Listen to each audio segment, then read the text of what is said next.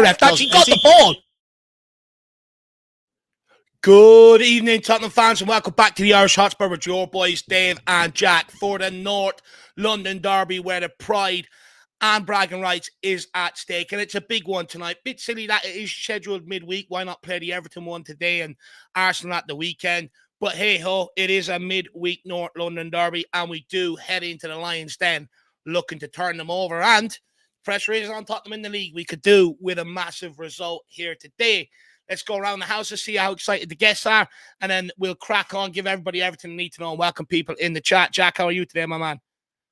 Doing as best I can, Dave. Feeling relatively quietly confident, kind of like a lot of Spurs fans, like we were sort of discovering on the fan show Monday. There are some people that maybe are looking for a little demise of the Arsenal. There's kind of smelling some blood here, maybe a nail in Arteta's coffin, but also just the fact that maybe both teams, kind of struggle going forward. Could be anybody's game. So you never know, Dave. And we played pretty good against the bigger teams this year under Ange Postecoglou. So I'm kind of quietly confident, not expecting, a resounding win or anything. You're not going for Dermatron level sort of predictions, 4-0s or anything. But weirdly, Dave, got a bit of confidence in myself.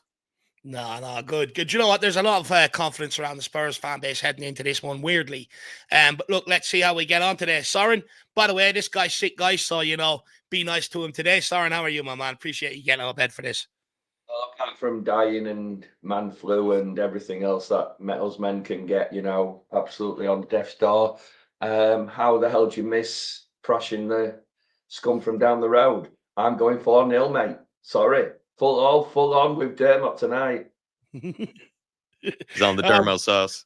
Well, despite being sick, it's good to see that you have the confidence heading into tonight's game still. And, look, I really, really appreciate if we get battered, I'll just say I was delusional from all the drugs, all the medication.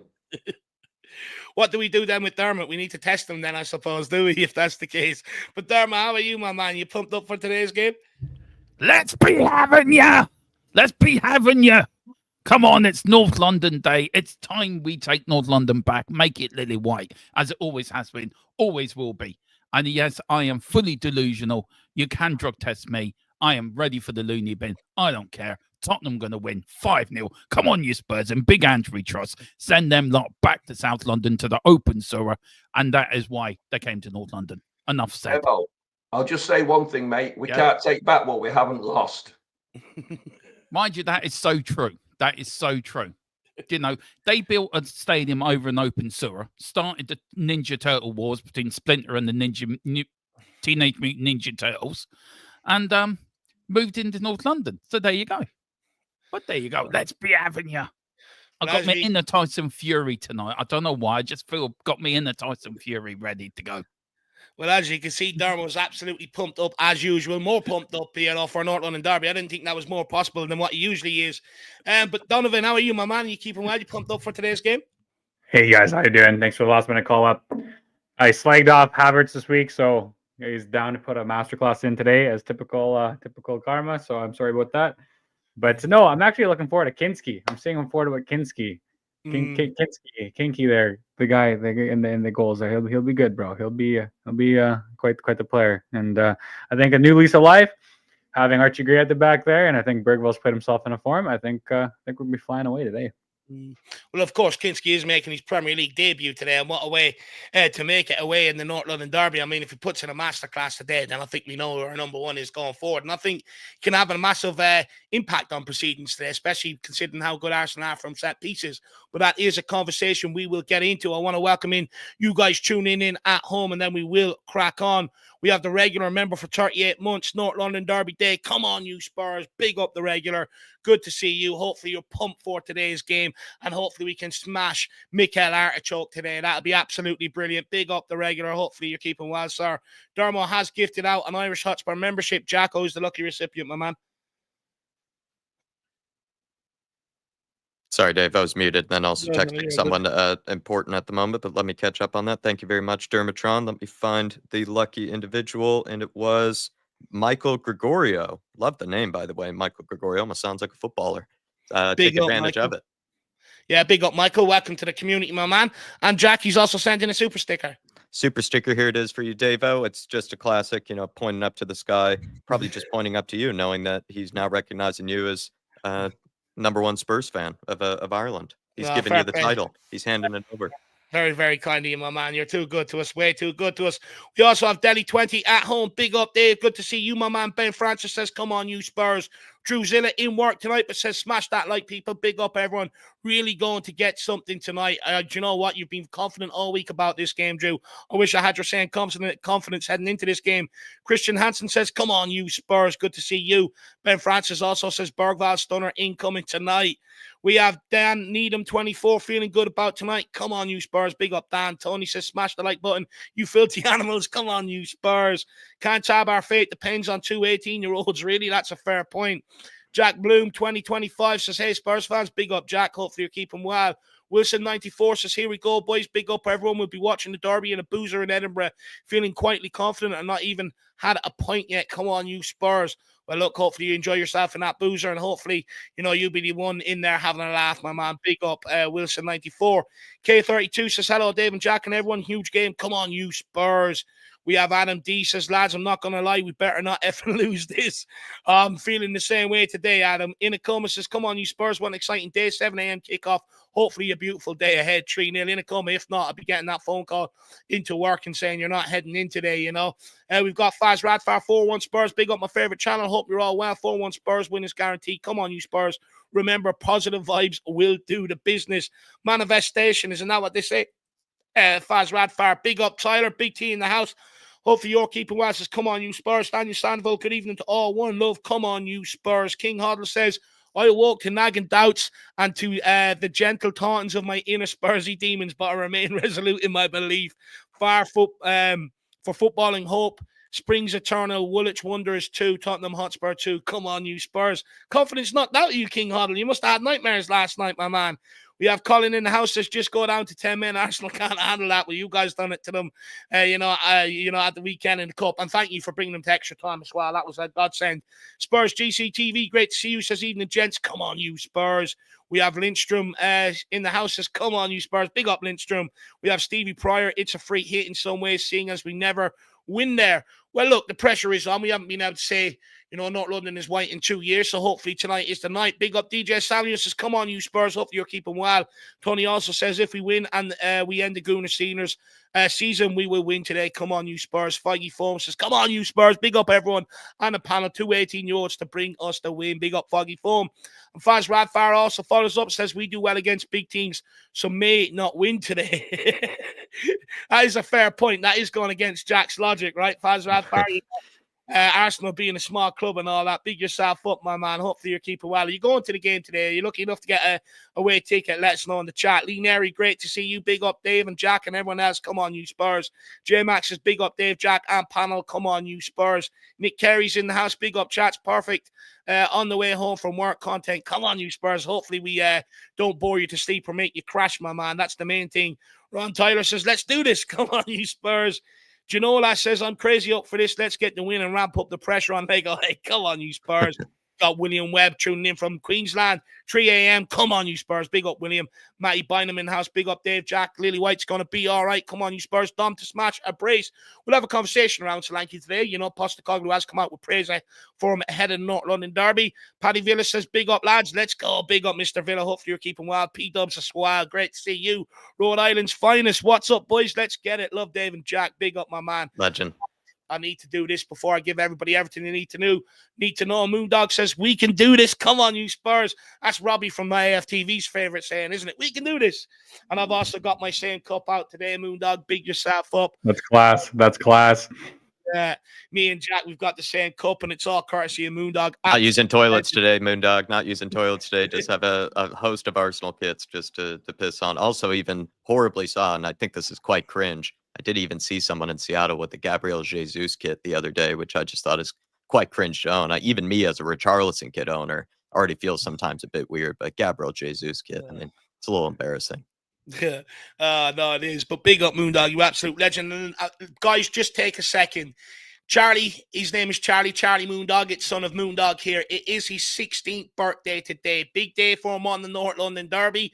Charlie, I usually hate having my birthdays on days where Tottenham are playing because I'm only saying this for your own good. They usually will let you down. However, You know, with you being young, hopefully, you know, you can have a better luck than most of us here on this panel. And a big happy 16th birthday to you, Charlie. And if everyone else can do the same in the chat, wish him a happy birthday, you know, show him some love. That'll be absolutely brilliant. Big up, Moondog. Absolute legend. Jack, you want to say that to him? Happy birthday to Charlie. Thank you so much, Moondog, for the mugs. I feel like I'm properly kitted out by Drew, by Nick, by so many of you guys, you know, for these type of events. So really appreciate you. And hopefully we get to be pissing on the Arsenal kits after the game, before the game, and throughout the week. Moondog, a happy birthday to Charlie. Enjoy it no matter what. Have a good takeaway maybe planned. Have a good cake or ice cream or something planned, no matter what happens. Trust me, take it from me, cake, takeaway, it doesn't make the pain go away on your birthday, my man. It really doesn't. But Moondog, Charlie, hopefully we can get the win for you two today. Enjoy your day, guys, regardless of the result, or at least try to. But happy birthday, Charlie. We have Paddy Harnett in the house, Aaron. I think there's a horse on your lap. Big up, Paddy Harnett. Good to see you, my man. We have Eltel Cockerell as well, says, afternoon, lads. Come on, you Spurs. Good to see you. Ange Ball also says, big up, lads, in chat. Got the hot garlic butter ready for Mr. Artichoke and his choking minions. We've got this, lads. Come on, you Spurs. Hose is in the house as well. Eltel Cockerell. Good evening, my man. Hopefully you're keeping well as well. We also have Stefan Blois. Come on, Big you up, Spurs, Stefan. for all the pain and misfortune down the years. Nobody deserves this more than us. Come on, you Spurs. Matt Pritchard says, evening chats, big performance tonight. Bergval and Jedwood play well tonight. 4-0 Spurs win. Absolutely love that. Make sure we're not missing anybody. We do have a lot of happy birthdays in the chat. So, Charlie, make sure you're checking in on that, brother. Big yourself up. We also have Magic Bar in the house. 1-1. I got Liverpool Forest game right. See a good draw. Let's wait and see, my man. We also have Andrew Spurs. We've been crap, but this is the sort of game we're turn around and win. Come on, you flat cap army. Big up, Andrew. Good to see you. And then we have this from DarkSunG, and then we will give everybody everything they need to know, and we'll crack on. Says, come on, you Spurs. Let's win that Gooner set piece goal or drying up after Saka injury. Also, I find it interesting that Jesus gets injured while Richarlison returns for us. Look, they still do pose a massive threat from set pieces. You know, and the last North London derby was it was decided by a set piece. Now, I know Romero lost his man, but it was in the 6-yard box, and that is notoriously where the keeper should be commanding his area. And Vicario, it was one of his big weaknesses, you know, and it cost us on the day. You're hoping with Kinski, you look at how he neutralized some of the long throws from Tom Tonk, you're hoping that he can give us a massive sort of lift in that regard from set pieces, because if we can stem them away with no Saka, who always terrorizes Tottenham, I think there's a real opportunity for us tonight. And look, wouldn't it be great to have Richie back doing the out pigeon dance at some stage tonight? That'd be absolutely brilliant. DarkSunG, big yourself up, my man. Hopefully you're pumped for this. Hopefully you're up for this, and hopefully we can get the win. Absolute legend. We also Jack, anything you want to say, DarkSunG, before we crack on? Time to show we have the best Brazilian in London, DarkSunG. It's Richarlison's time to take his jersey back, to take his number 9 spot back from the rest of North London. And also quickly, I did see my Gooner friend DarkSunG yesterday, and I will say, you know, he was complaining about the injuries, which I found, you know, kind of sad, you know, because he seemed to have no idea of our situation, you know, quite conveniently. And then also when I brought up the fact that the set piece goals are drying up, he didn't seem to think it was down to Saka. He seemed to think it was down to other reasons. So I don't know. They're in delusion land at this point. And DarkSunG, at one point in the season, this guy was worshiping Arteta. It seems like he's willing to give him the sack all of a sudden. They're all over the shop, man. They're all over the shop. Big up, DarkSunG. Good to see you in the house and appreciate support, my man. Big up, Roundtable Talk as well. I believe you got a membership gifted to you the other day. We're saying we'd love to see you on the fan show one of the days. RS for here, great to see you. Shemi Thomas as well, along with Jason Bell. Great to see you guys. And then we also, Ricky Nado's in the house. Great to see you. Then we also have Bruce Tolhurst. Can't lie, I'm a bit worried about tonight. We never do well against smaller clubs. Absolutely love that. We also have Dara in the house. Great to see you as well, Dara. It's a 3-1 win. Solus Campbell to fall out of a moving car at a perfect evening. Look, that certainly rattled people with that latest interview that he's gave for the advert for, Google Pixel. Really, really rattled people with that. DarkSunG says if it was Foster, I'd be scared, but not with Kinski. Look, make no mistake about it, it's going to be a huge test of Kinski's character. You know, it's going to be an environment that maybe he's not used to, maybe he hasn't really experienced before. So let's wait and see how he handles it, DarkSunG. But big up, my man. Now, quickly, everything everybody needs to know before we crack on. Of course, we are playing at the Toilet Bowl this evening. It is an 8 p.m. kickoff. Referee is Simon Hooper. In the VAR room, it is Peter Banks. If you want to watch the game in the UK and Ireland, TNT Sports. USA, it's Peacock TV. And Australia, it is on Optus Sports. There's our injury list: Vicario, Van de Ven, Romero, Dogi, Bentancur, Udebur, and Werner. Ben Davies, and Richarlison back in training. Arsenal missing Saka, Calafiori, White, Tomiyasu, and of course Gabriel Jesus. So look, let's crack straight into it, guys. I'll start with you, Soren. We'll get you straight involved. It's a lovely dog you have there, by the way. You know, with Spurs now struggling in 13th, how crucial is this North London derby for Tottenham's season? Can it serve as a turning point for Spurs this season if we can win this and sort of rejuvenate our season for the second half? I don't think it matters where we're sat in the league. It doesn't matter how well or how crap we're playing. It's a North London derby. Everything goes out the window, and there can only be one result tonight. We've got to take 3 points. It doesn't matter. It's not about the league. It's not about anything else. It's about the bragging rights for the Lily Whites. So there's only one result we want tonight, and that's a great game and play them off the pitch. They're not in great form. They've got injuries. We've got injuries. So, you know, it's one of those times that it's not the worst time to play them. It's not the best. But the other side to it is we're playing on a Wednesday night again. This is when we should be playing Wednesday nights. We shouldn't be playing Thursdays, Tuesdays. Oh, Tuesdays are all right. It's a Wednesday night, and we're going to spank them. They're shit. Full stop. I don't want to hear anything else. We're going for it tonight, and that's all I've got to say. Where does your confidence come from, Soren? Because some people would say, you know, the performance against Hamworth, you know, makes people nervous heading into this game. You know, I've heard a lot of people saying, if we struggle against Hamworth, how do we expect to beat Arsenal tonight? 6 paracetamol, 6 ibuprofen, and a bottle of whiskey at the moment, to be honest with you. And a lot of strong coffee and some Lucasade and just about any other stuff I can get down my neck at the moment. Look, what's the point in supporting a team if you don't believe in them? That's my argument. I'm not saying anybody's right or wrong, but I just think I want to support my team in the way I do, and that means every single game we're going in and we're going to win. If at the end of the game we've lost, we've lost. But it's my team. I support them. I don't want to see any other result other than a win, kick them off the park, 3 points, and let's go home. You know, it's a Wednesday night. It's a job. Just go do your job, lads. It's not about confidence. It's about believing in your team. And this is the way I believe in my team, that we are going to win. Well, no, if I thought we were going to go into tonight and we were going to get battered, then there's no point even sitting up and watching it. That's my belief. And, you know, I want to sit there until, like they say, the fat lady sings, and that's when it's over. And when it's over, we'll have won 4-0.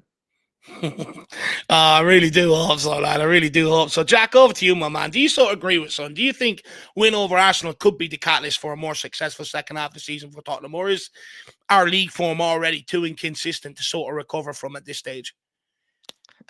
I retain the hope that when we get some injuries recovered by mid-ish February, that there could be enough left of the season to try to, you know, gain some momentum, go on a big win run, and then maybe finish in the kind of, what is it, the higher up European spots, you know, the 6th and the 7th, you know, of the world, I guess, in the league table. But I'm kind of retaining that hope. You know, some people told me I think I'm going a bit too soon by saying that our league chances are at this point, you know, kind of done. I think this game is a big turning point, Dave. You said it is for definitely this Arsenal team, right? They're at a very big divide right now, but it also could be a big turning point for Spurs because, you know, Ange has kind of gone up and down with, you know, the big wins and the bad losses, and this could be a huge chance for a big win here. And sorry about the siren passing, but I do feel like this North London derby is a huge opportunity for either manager. I don't know if it's as much pressure on Ange, though, as it is on Arteta. It feels like right now there's a lot more people kind of looking to lunge at Arteta if this goes poorly than it is really for Ange Postecoglou. And he also has other big games after this. He does have a game against Everton. If he drops points there, then maybe you start to really ask the questions. But I think for this one, it's really just an opportunity for Ange to get some credit back from maybe some of the Spurs fans that we know he has a lot of doubters with. Whereas with Arteta, it's a bit different. It's like pretty much, I think their league title chances are in question here if we get enough points here. No, I definitely agree with you. I think, you know, if we can beat Arsenal, you sort of put a lot more pressure around Arteta and a lot more pressure on that Arsenal squad. You know, they're practically out of the Carabao Cup. You know, they've gone out of the FA Cup. You know, the league is their only really sort of last hope, you know, this season. And, you know, in a way, this is a huge North London derby for Arsenal, because I do believe if they can get the victory, it will provide them the confidence boost they sort of need to kick on. But equally, I think if we can rock up here and get the victory, we've spoke about mentality or the lack of, you know, weak mentality, stuff like that, pour away for them. I think if you can go to your rivals, your biggest rivals, and take a result or even beat them here tonight, I do believe it does give you the confidence then, no matter where you go after that, you know, that you believe you can go and win. So I do think this can be Tottenham, massive for Tottenham, because, look, there is still pressure around Ange Postecoglou right now, you know, especially after the Tamworth game. That didn't do much to alleviate it. And I do think, you know, he hasn't beaten Arsenal since he's arrived. I think this will be huge for him as well, to gather people back on board, especially off the back of the last couple of cup wins, you know, and get people back on board behind him. So I do think it is huge for Tottenham in that regard as well, because I think if you can win tonight, it gives you the confidence then in Europe, you know, in going away to Anfield and stuff like that, that you are capable of pulling off big results like we've seen this season. So I think it's huge. Dermo, who do you think this North London derby is bigger for? It's bigger for us. We've only got one win in the last 5. Arsenal got 3 wins and 2 draws in the last 5. So it's more on us to win tonight. Look, we've only won twice there in Premier League history at the Emirates. And look, we can do it. We can rock up tonight and win. I go back to the 3-2 win with Harry Redknapp when we were 2-0 down, and Bale. I forget who scored, Van der Vaart, and who scored the winner. I forget who scored the winner. I think he was an ex-Arsenal player, I think, scored the winner. I go back to 92-93 when Paul Allen scored the winner when we beat them 1-0 at the Lane. I go back to 94-95 when we beat them 1-0 when Popescu scored the winner under a very good Arsene Wenger Arsenal side at the time. So look, or George Graham's team at the time. Look, so it is important. This game is like no other in the Premier League. This is not like Everton at the weekend or Liverpool in the Cup. This game is unique. This game is it's different. It's a different animal. A derby game. It's the biggest derby game for us in London. And Ange's he's managed the ones in Glasgow, and they're big. And me and Dave, do you know, anyone that knows about Glasgow and Celtic, Rangers and Celtic, no, they're massive derbies. So Ange will have them pumped up tonight, going out there, letting them know what it means. He's already said in his press conference how much it means to our supporters, how much it means to the club. So you can see him getting pumped up. He'll have them players on no illusion what it means tonight to us tonight. And we can go out there and win, because we can win. Form goes out the window. Doesn't matter if Arsenal could be unbeaten and we can beat them 1-0, and we could be at the bottom and beat them 1-0. Form doesn't matter in this game.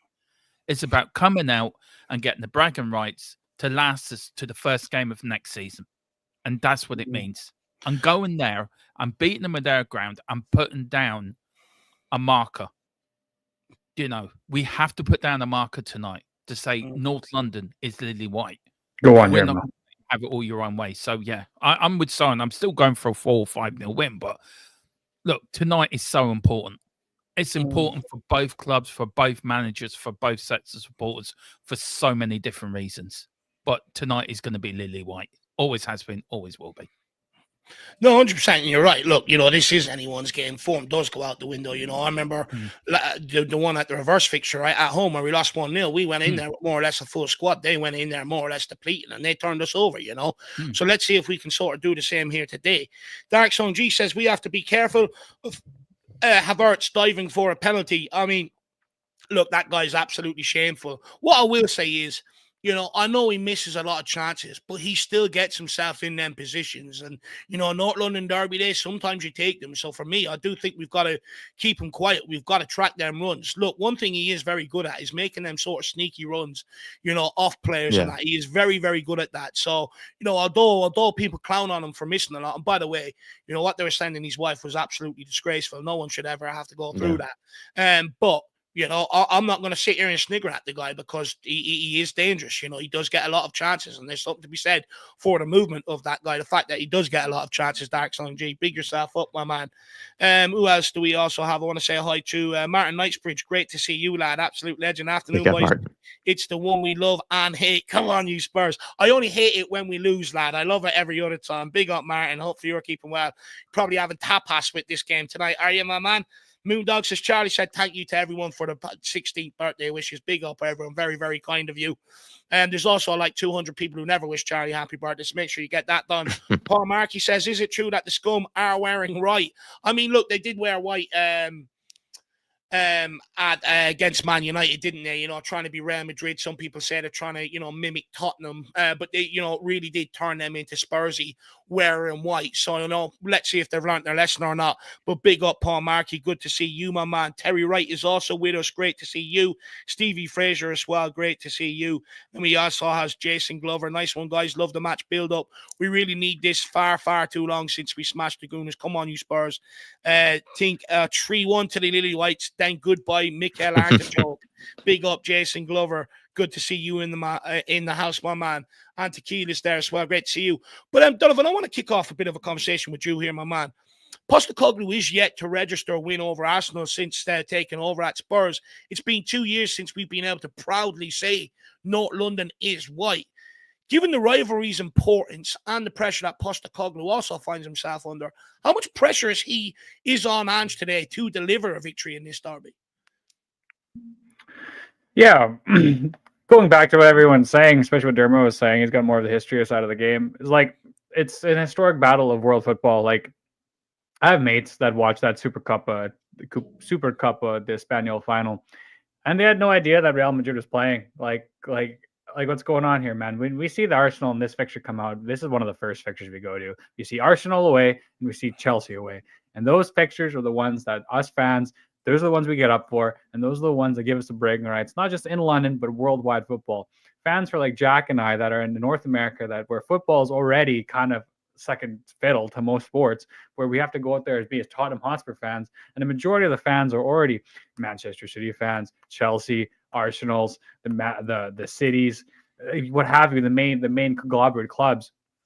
So yeah, I'm just under a fair bit of pressure, especially with his Celtic roots and coming out with his second season wonder speeches and everything. And I mean, that being said, anyone who could do it is Ange Postecoglou, right? He knows what it means to be in a derby. He knows what it means to be out there and fighting for these bragging rights. So, long story short, I don't know. If the result doesn't go our way, though, Donovan, tonight, do you think, you know, because, look, from my experience, we hate losing a North London derby. And to be fair, you lose a North London derby, everybody gets it. There's intense scrutiny on absolutely everybody. If he doesn't win today and we end up taking another hiding, how do you think the fans are going to react to Postecoglou?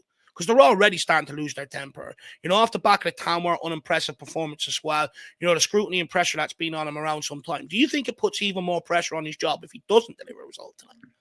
I think we have to go back to the Liverpool game. I think if he doesn't get over the line against that Liverpool game, and let's be fair, that Liverpool wasn't even that much of a rotated squad. You know, we still had Verge playing, we still had Alisson playing, we still had the front three that could terrorize any team in Europe, right? So this is the informed team in Europe rolling up. And after putting that shocking splay with 6 goals past us, as a club, we take Ange Postecoglou out of it. We've signed a new goalkeeper, and that seems to have somehow fixed everything. And now we're sneaking a 1-0 squeaky bum win against Liverpool, right? So I think if he loses that Liverpool game and he loses that Tamworth game, then yeah, the writing's on the wall for this Arsenal game, and it becomes a make or break game. But say what you want about the Tamworth game, we still got over the line 3-0. We're still in the favorable position, taking the lead back to Anfield, and we're 90 minutes away from something spectacular. And I'm still, call me a happy clapper, call me a glass half full, but I've been preaching this way back since when we first got out of this injury crisis and Madison was out of form at the darts, man. Like, these are the games that all that effort has been building up towards. And now it's not even up to Ange. It's up to the players to go out there, right? They're wearing the Tottenham Hotspur badge. They know how it means to us. They know what it's like on the Tottenham High Road and that road heading up to the Emirates there, and how hostile it is. and how much hate there is for each red and white, they're not stupid. Everybody knows about the North London Derby. So Ange can get the players hyped up all they want and give one of his amazing halftime speeches like "Where were you?" and all these people that were in your corner since you were young. No, but it's up to the players once they cross that white line. So he sets them up right, and we got a great group of youngsters, man. I just saw this video of the academy. This one, I forget his name, scoring from the halfway line. Guy's like 18 years old.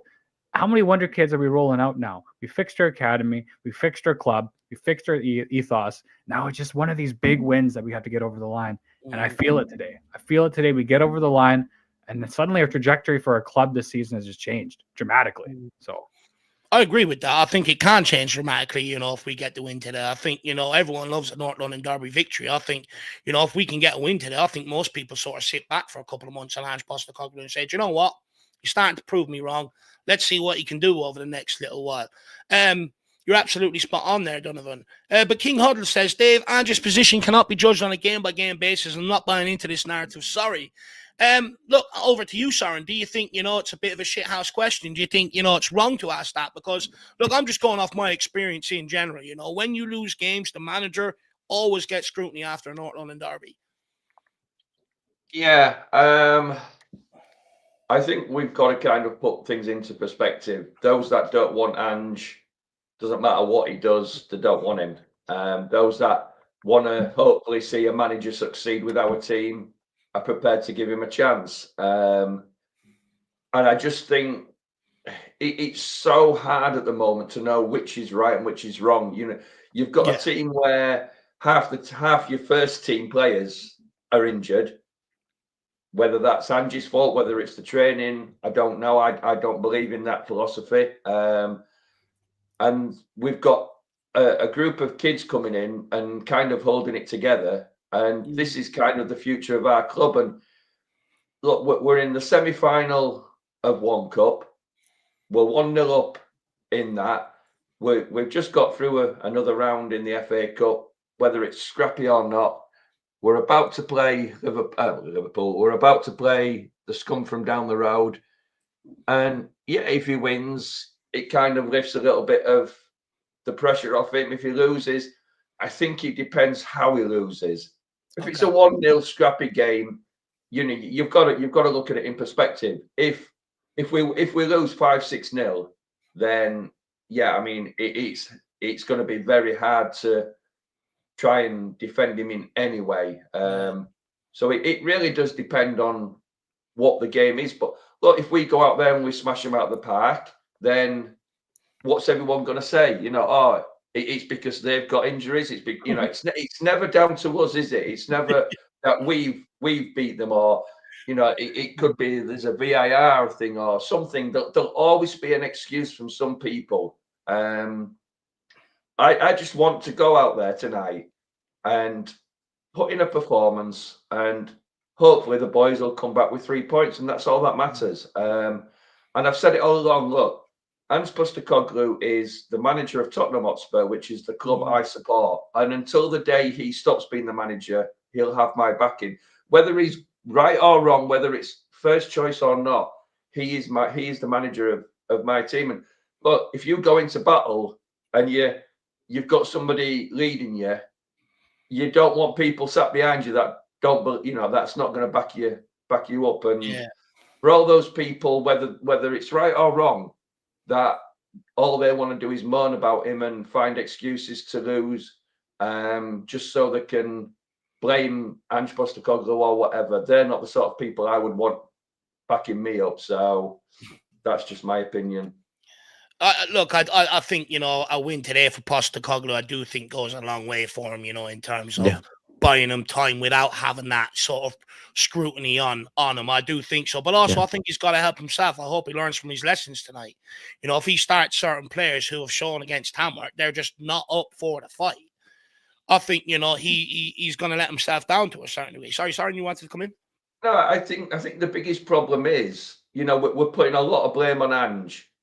And, after the game at Tamworth, and people are saying, you got it all wrong. I'm sorry, but that team that started that game should have easily been able to win that team. Oh no, You're I like, they agree. should coach themselves No, practically. I'm Yeah, not I saying mean, you I'm know, not saying that Ange got. I'm No, not saying no, I that know, it's Ange's but- fault. I'm saying, basically, some of them players that started have exposed themselves. They are not up for the fight in this system the way we were Exactly, playing out and- for Tottenham. And this is the thing, we look at it and you think, I mean, we said the same under Conte a couple of years ago when we played, was it Nottingham and Sheffield? Them teams going out there should have easily won them games, and it's the same under Ange. You look at it and it's stupid mistakes, it's stupid lack of concentration that's losing us the game. Now, I'm not saying Ange is the best manager in the world. I was one that didn't know who he was. I didn't want him. He wasn't my choice, but he got the job, and I'm backing him. And look, he's made some terrible mistakes, and he gets slated for it, and I get that. But for once, it seems that the board are going to back him, and they're going to stick with him. And let's hope that they do, and let's hope he brings us some silverware and some success, because that's all we want at the end of the day. It doesn't matter who's in charge, as long as they bring us some success. Yeah. No, absolutely spot on. And well, some people are now saying even if he does win a trophy, they want him gone. But I think that's absolutely madness. But you're just damned if you do, damned if you don't. But Jack, Dermot, do you want to have your say on anything there, or we move on? I kind of did sort of in my initial intro sort of allude to that same thing of I do feel like this is a bigger game for the grand scheme of, the whole project for Arteta. But when it comes to Ange, he could get so much credit and so much momentum. And just, I mean, it's almost invaluable what he could get from a win today in terms of his overall scope from the Spurs fan base. Like, I don't think if he loses this game, there's going to be any sort of real hesitation or worry or anything like that from the board or anything like that. But I do feel like the fan base right now, we know, is very split about him. And you wonder if more people would start to carry over to the other side, like I said earlier, if he wins this. Dermot, do you want to come in quickly on that? No, I think everyone said what I would have said anyway. So yeah, if you want to move on with the super chat, Dave, you can do. No problem. And then after this, I do want to get into how Postecoglou should actually approach today's game, because one thing he's actually come in for a lot of praise for is how he played against Liverpool. His sort of difference of approach, maybe showing a little slight willingness to change. So I want to get into that in just a moment. But Moondog says players need to keep cool tonight. Don't get sent off. And I absolutely agree with you. What we can't carry is going down there 10 men. I know United did against them in the FA Cup, but we've seen it. Actually, sometimes you would argue even Tottenham perform better when we go down to 10 men. But away from home, you need everybody, at it tonight. Just for me, Moondog, I don't want to see any stupid free kicks given away. Sometimes when we've got them pressed up right in their corner, nowhere to go, we're just barreling straight through the back of them, throwing them to the ground, giving away a stupid free kick when you've got them exactly where you want them. And then when you do want us to take a player out, because you can see the danger, they don't want to take him out, and they allow him almost to roll straight onto our back line. And it's just criminal, some of the free kicks we give away compared to some of the ones we don't. And one thing we need to learn is to pull players down on the counter. It happens to us all the time, but we never seem to do it to the opposition. They're the ones where I don't mind taking cards. They're the ones where I don't mind giving away free kicks. But it's the stupid ones we give away when we have them under pressure up in their final third, and we just get reckless with it. We get stupid with it. And, Sarr, Kulu, they're guilty of it. Johnson, he's guilty of it. I don't want to see any of that shit tonight. I want to see us make smart decisions if we're going to foul people tonight. You're absolutely spot on, Moondog. No sending offs. If Bergvall starts, I don't know why. I just have a sneaky feeling he might get a red card tonight. I don't know why, but hopefully not. Big up, Moondog. But guys, on how we should maybe approach this game today, because Tottenham's 1-0 win over Liverpool showed a shift in tactics with fewer passes and a more direct approach from Tottenham Hotspur. We played more longer balls than that than any other game we have underneath Postecoglou. Should Spurs continue this style against Arsenal, or does playing more possession-based football offer a better chance of winning today? Because in fairness to United, one thing they've done well against Arsenal is they actually kept possession. Yeah, who's that going for? Anyone? No, go on. Fight You over go it. first. Go on. Cheers, yes, Rory, go for it, man. Yeah, no, I was just going to say with that one, look, let's go back to last year when we got told if we go and play our game against them at their ground, we were going to get absolutely smashed. What was the score? Did we not come away with a draw and stood up to them pretty well? And look, I just think we play our game. That's all we can do. And there definitely has been a shift in the way we play, whether that's because he's got no choice because of the players, whether he's been, I'm not going to say tactically nous because some people think he's inept. But he's certainly shifted. But the big question is, if we win tonight, is it down to Ange? And if we lose tonight, is it all down to Ange? It's one of those, because if we win, it'll be the players. And if we lose, it's definitely Ange. So I just hope that we come away with a win. And I won't say all the fan base, because there'll still be some not happy, even if we win, that most of the fan base are actually united and we come away singing and happy and dancing and merry and full stop. Yeah, no, 100%. And look, I think everyone wants to win tonight, and Postecoglou, it is important how he's going to approach this game. I think you might see a mixture of both tonight, to be quite honest with you. I think the first 15-20 minutes, if I'm Mikel Arteta and I've done my homework on Tottenham, which I expect them to do, I'm pressing Radu Dragosin and Pedro Porro. Why Pedro Porro? Because he's given away the ball more than anyone else in Europe this season. And Radu Dragosin, although great defensively against Liverpool, he gave away possession an awful lot as well. His passing is a bit erratic. And you've seen against Karabag, the evidence is there. You press him, he can get muddled up. You can get a red card out of him, or you can get joy out of him. So if I'm Arteta, I'm sending my team to press after them and use the first 15-20 minutes with their crowd behind them. Use that momentum to go after Tottenham and see how we fare. Because when we went out to Galatasaray, that's what Galatasaray done to us. When we absolutely caved in, we crumbled. So I do expect Arsenal to do that. And I think this is Arteta's game plan. He doesn't fool me. He thinks he's a genius, but he doesn't fool me. That guy, in his pre-match press conferences called for the best atmosphere ever at the Emirates. I don't think he realizes he's preaching to the library. But anyway, he's asked for the best atmosphere, ever at the toilet bowl tonight. And that assuming is that he's going to send his team after Tottenham nice and early. He'll probably put an early ball on Archie Gray, probably look to get a very early set piece, test Kinski. So I expect us to go at it early. What I don't want is us looking to ping the ball to Son, Johnson, or Dom Solanke, who's up against Gabriel and Sleeper, who are two animals. It's pointless going to Dom Solanke. For me, I think you've got to put someone like Kulu at right wing, and we're going to go through team selection for the first 15, 20, 25 minutes to pop it into him, get him to expose the fullback like we did against Liverpool to a degree, and go at them, push them back that way. And then after that, once we've established ourselves in the game, then I think we can get onto our possession-based football. So I think tonight you might see a mix of both. Jack, you're nodding your head. Donovan, Dharma, anything you want to say? I mean, I feel like Ange, in a game like Arsenal, they will look to try to just put every man behind the ball in a lot of situations. They will look to just sort of block the channels, force us to play in the wide areas. So there is a version of where, I'm not sure if it's necessarily long ball, Dave, but there is a version where Spurs do need to try to move it probably a bit quicker in the transition. Like it's not long ball now. We've got Kinski, Jack. It's direct passing. You can do it with Kinski where you can actually get away with more of a direct long ball that way and be more successful. But I do feel like when we win the ball back, there does need to be quicker transitions, because Arsenal will look to just put every guy behind the ball. Yeah. Once they do that, I mean, as we experienced against Tamworth, we have two wingers and Brennan Johnson and Timo Werner and others that just don't know how to be able to put in a cross and take on their fullback. And in that situation, we would find it very difficult to then create chances or score. So anytime we do win the ball back, or anytime there is a 50-50, we come away with it, we kind of have to look to run it behind, and we have to look to try to move on them quickly. I think that's our better chances of creating good goals.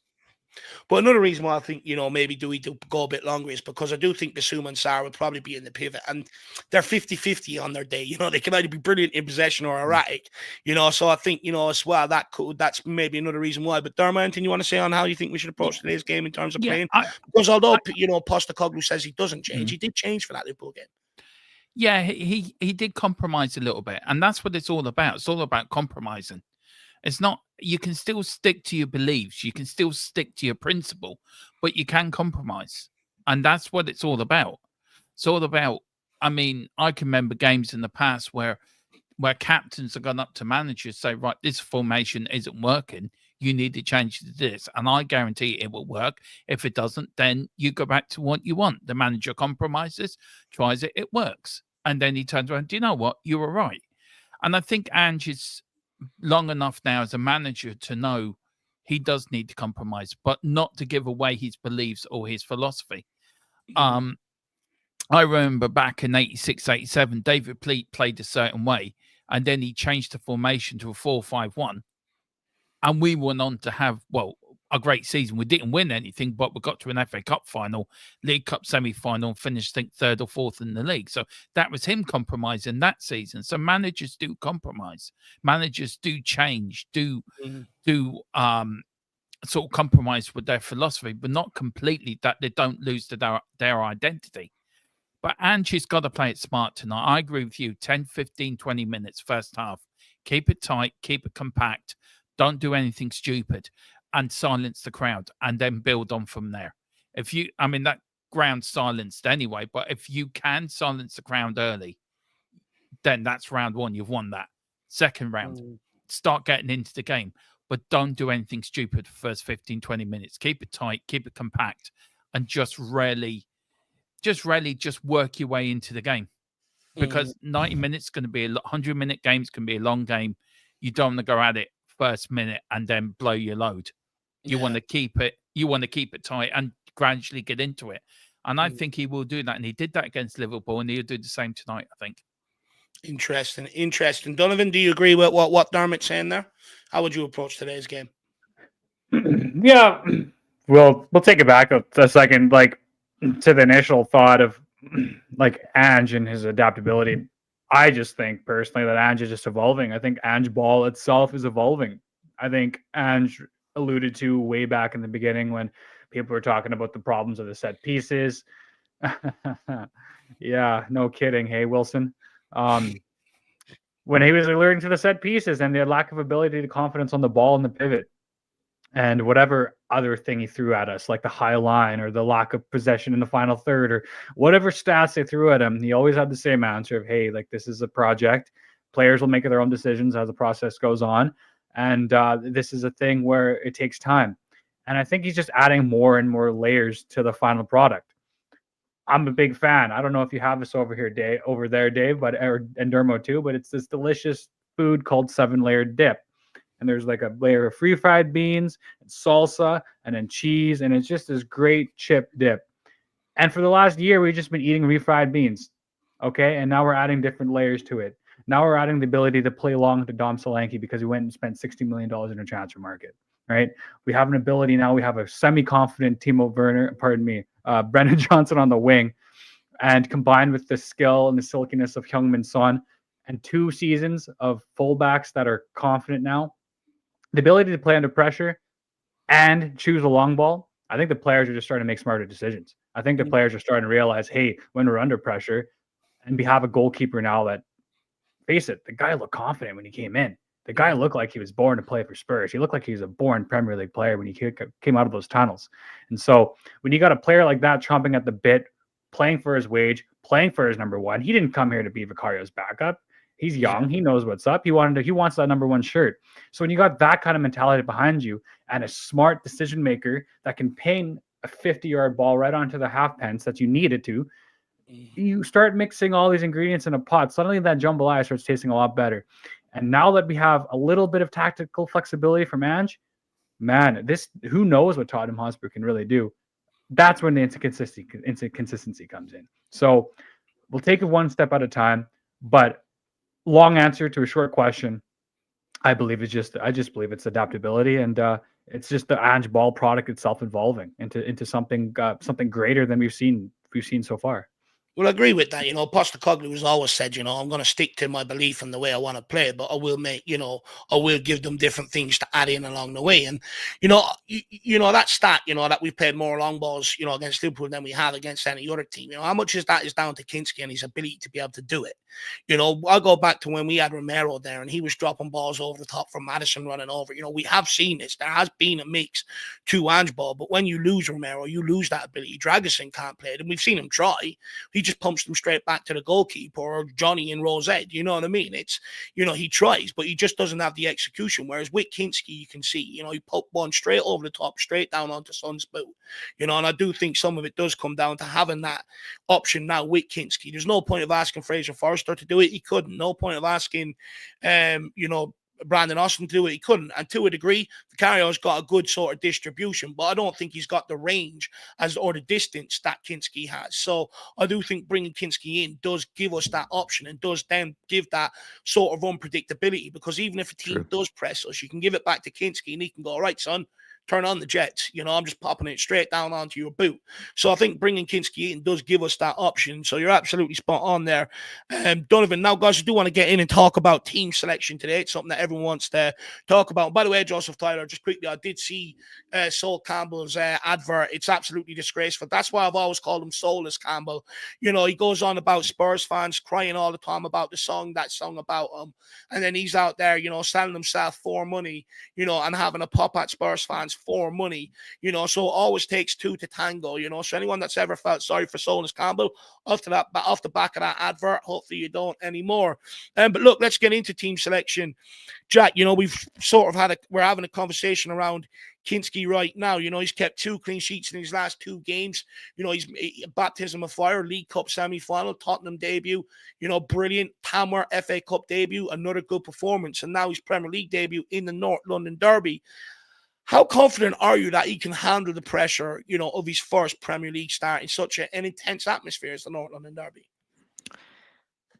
Away from home, I guess he hasn't had a real experience away from home yet, so this will be tough for him. I'd imagine for most 21-year-olds, he's actually had a lot more experience than most 21-year-old goalkeepers.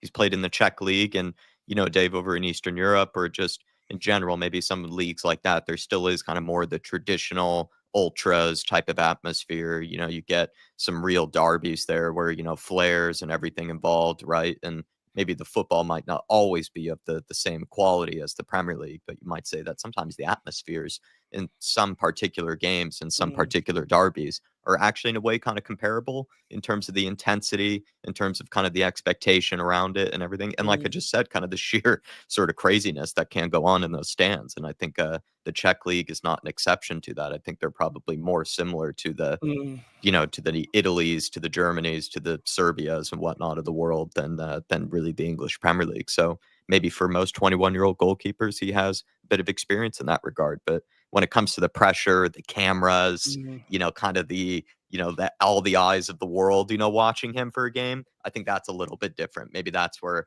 I'm curious how Kinski will do. He did very well the first time against Liverpool. Yet that one little moment you and I kind of laughed at, that was kind of a little sketchy. But apart from that, he has been brilliant. And especially with his feet. I mean, the guy has, like you said, Manuel Neuer like confidence with his feet. So I don't think he'll be phased in that department. It just comes to making a big save in a big moment. Will he show up for us? And I don't think he's done anything to suggest he won't, but we haven't necessarily had a huge sample size of that yet.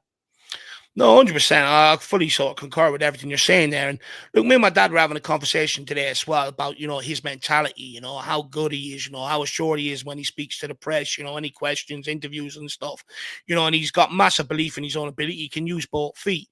You heard Jurgen Klopp in years gone by, Jack, talk about mentality monsters.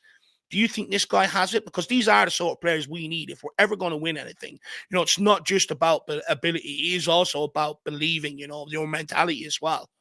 The way he strikes me is he's kind of almost cheekishly confident, and he has a bit of like a funny smirk on his face, when he's even talking a lot of the time. Like you even said, Dave, a bit of a up before. These are more your words, not mine.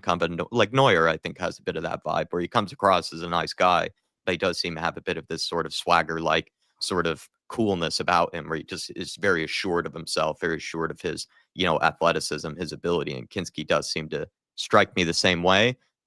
Again, I only know so much about him, only seen so much of him, but maybe he is potentially in that Archie Gray like category, Bergvall like category of guys that have been around the game, have parents or relatives that have been professional athletes or been close to the game before, so they have good influences around them, and they are perhaps more mature in the footballing sense, in the professional part of the game. They're more mature than maybe other players are, and of their age group, and so maybe they could be the quote unquote mentality monsters of the future. I think Archie Gray, we've seen more of him, in the last few weeks, probably showing that as being a guy that kind of like Kulusevski, being in the younger category, but they kind of do still have similarities to the leaders of old.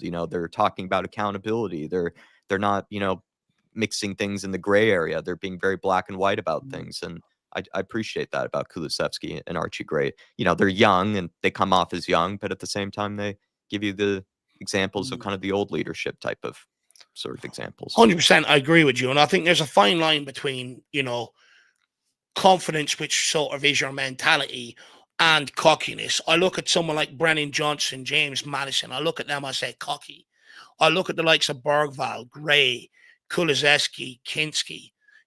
I say mentality, confidence, mentality, belief in their own ability. And I think we are cultivating a good mentality. And I just hope that Tottenham don't knock it out of these guys, because it's that mentality that is why they're playing in the Tottenham team right now, why they're going to be staying around this Tottenham team in future. And you look at, Gray, you probably look at future Tottenham captain, he's sort of one of them. He's a bit reserved to a degree, but when he speaks, people listens, and I like that, and I do think, they've got the right mentality, whereas I think someone like Johnson and Madison have the complete wrong sort of mentality. And J-Mac, a brilliant comment, J-Mac. And then RDRS for series talking about that he needs to command his box, especially from corners. Now, guys, Arsenal do or have been the most prolific team in the Premier League from set pieces this season. And Spurs have historically struggled to defend against them, particularly from corners. The last North London derby saw us lose 1-0 at home due to a goal from Gabriel Elf corner. So, Dermot, we'll start with you. Do you think Kinski has the ability to be able to deal with Arsenal set-piece threats and the error presence of players like Gabriel, Saliba, more effectively than, say, what Vicario did? Because what they used to do with Vicario is they used to block him in and then just get everybody else running in on top of him. Do you think Kinski can stand up to this a lot better? Because they're going to try it again tonight. Make no mistake about it. I think he can. I think he can. I think he's already shown that with corners he can command his area. You look at Liverpool, he did command his area. He came out with Tamworth as well. He came out and he commanded his area and caught the ball when he needed to. I think Kinski has a maturity that he's beyond his years, a goalkeeping maturity. I feel that he's very relaxed. He's very calm within himself, and he knows what he needs to do. His attitude is, this is my home, this is my area, I'm going to command this. And he did, and he has done in his first 2 games. So I think where Vicario is a great keeper as well, and I love Vicario, and I think he has his bonuses. I think it's great to have another keeper that commands his area. Maybe Vicario can learn off him. And then Kinski can learn off Vicario. They can learn off each other and help each other get better and help each other, learn different tactics that they need to use. But for me, Kinski is I said it before, I think he's mature. I think he's very mature for his age.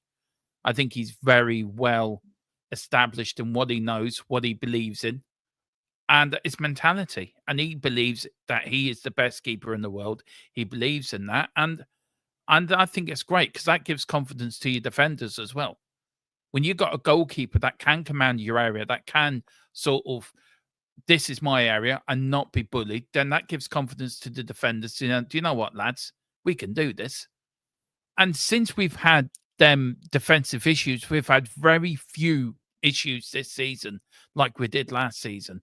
So I think we, as Donovan says, we are evolving in that way. And I think we're evolving in the right way as well, I think, with that. Have we seen enough of Kinski, Donovan, and Dermot to say that he is better from defending set pieces than Vicario? Like, do we have enough of a sample size, would you say? Yeah, you can only play what's ahead of you. I thought like everybody kind of got bullied in that Tamworth game, like with those long throws. What a throw, by the way, that guy. Wow, he's a build of a middle-aged man, and he's throwing the ball a good 60, 70 yards. That's crazy, man. But it's more the mentality thing. I think Dermot nailed on the head there, where when you do have a confident and what's the word here, capable, that's not the right word, but we'll use it, keeper, the team just plays another 10 feet up the pitch. It keeps that energy going forward, right? It keeps that momentum going forward, rather than the players wanting to turn back and pass it back and turn back and pass it back. Because that a little bit of jitters, that little bit of lack of awareness, that feeds into your team with each pass you go on. Right? Next thing you know, you're playing we go back to that first game away at the Emirates last year where we were pinned in for that first 30, 40 minutes where James Maddison gives the ball away on the half turn, coming deep to pick up the ball, and Jesus blazes it over the bar.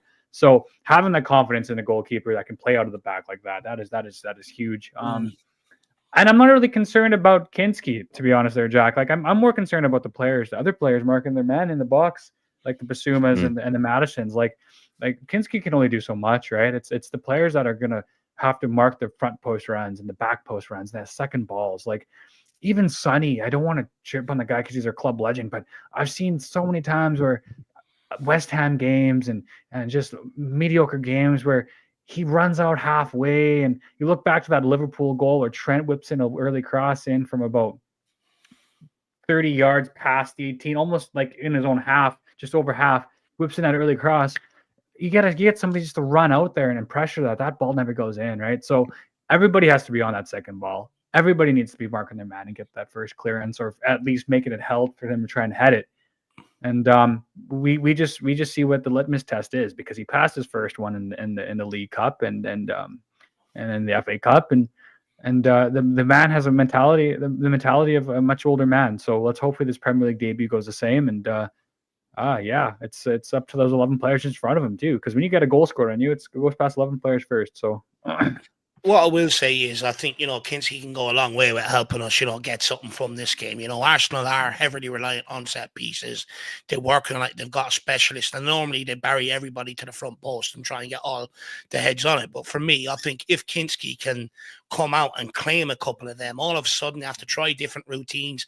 You wreck their game plan up a little, and also it gives our backline more and more confidence and drains the confidence and their belief in their set pieces going forward. One thing with Vicario, it was very easy to target him because the guy was so weak. Anyone that got in front of him, he didn't have the muscle to be able to push him out the way to come and claim that ball. And ultimately, they get the goal that we lost in North London Derby. Yes, Romero lost his man, but the reality is, if Vicario's coming out and punching that or claiming that, then it doesn't happen. And it's in the 6-yard box. And for me, Kinski's got to do that tonight. It will relieve a lot of pressure. If we just allow them corner after corner, eventually the pressure will pay off. So Kinski has to try and relieve a lot of that pressure tonight. Look, for me, if he can do that tonight, I think it's the true litmus test. Away from home at their place where they're good from set pieces, they've got an abundance of 6-foot plus guys going after that ball. If he can really somehow come out and command his area, that you look at the Liverpool game, you look at the distribution take, couple of one-on-one saves take. You look at, against Town where he did come out, neutralize their throw-in threat to a degree, claiming 5 of them, but to the Premier League level, it's a bit different. You've got fitter guys, stronger guys, and stuff like that. So if he can do that tonight, all of a sudden you're looking at that side of the game and saying tick. And then I do think it puts him into the spotlight. Does Postecoglou have to go with him forward? Does he give that backline a lot more belief? Does he give you more than what Vicario has given you? And I think it puts pressure on Vicario, which I think is good. But Mark, make no words about it. If Arsenal are the highest scoring team from corner kicks this season, they're going to try and do that against Tottenham. I was at the North London Derby at home at the back end last season. Tottenham were undone at the start by set pieces. We were undone last year, at home at the start of the season by a set piece. Yeah. It keeps continuing against Arsenal. So Kinski can be absolutely crucial in that regard today. And I hope people really understand, the seriousness of it, because I'm not messing when I say it. Ryan Tristane, member for 8 months. It's all off to all of you. One player, who would you play for the rest of the season and why? I feel like, did you mean to phrase that differently, Rhino? Let us know in the comments if you meant to phrase that. If I had to run a player into the ground for the rest of the season, probably Kulusevski. As much as I would feel horrible for his legs, and probably his missus would be quite angry with me, Ryan. But I think I'd probably, if I had to play somebody for the rest of the season, it'd be Kulusevski. Look, for me, the same. I think he's been our best player this season. People thought I was mad at the start of the season when I said, look at the way he's come back pre-season compared to Maddison, and then look how the 2 seasons have panned out for each of them. So for me, it's got to be Kulusevski being our best player this season. Big up, Rhino. Good to see you, my man. But guys, I do want to talk a bit about the back line, because Ben Davies has been spotted back in training. Do we think Postecoglou might surprise us by starting today? No one expected Romero and Van de Ven to be thrown in for the Chelsea game. It did backfire in the end, but no one expected it, and he's done it. Do you think we could see the same today, Dermo? I think so. Look, I think he'd be on the bench. I don't think he'll start. You wouldn't somebody just come back from injury, throw him into a North London derby, but he does have experience. It's just what we've been lacking in that centre back area. We've been lacking that man, that bit of experience. And look, Ben Davies is not everyone's cup of tea. He's had some woeful seasons with us, and this has been a great season for him. And I think he's really enjoying playing under Ange Postecoglou. He's enjoying the attacking football we're playing. And maybe, I think you've said it, Dave or Jack, I can't remember who said it, but maybe he did play better under an attacking system than he does under a defensive system. But for me tonight, no, you start with Drakeson and Gray and put Davis on the bench and then bring him on as and when we need them. But we're worried about Drakeson tonight. I'm not worried about Archie Gray because I think Archie Gray is showing the way. He's an 18-year-old lad. Centre back's not in his position, and he's absolutely excelled in it.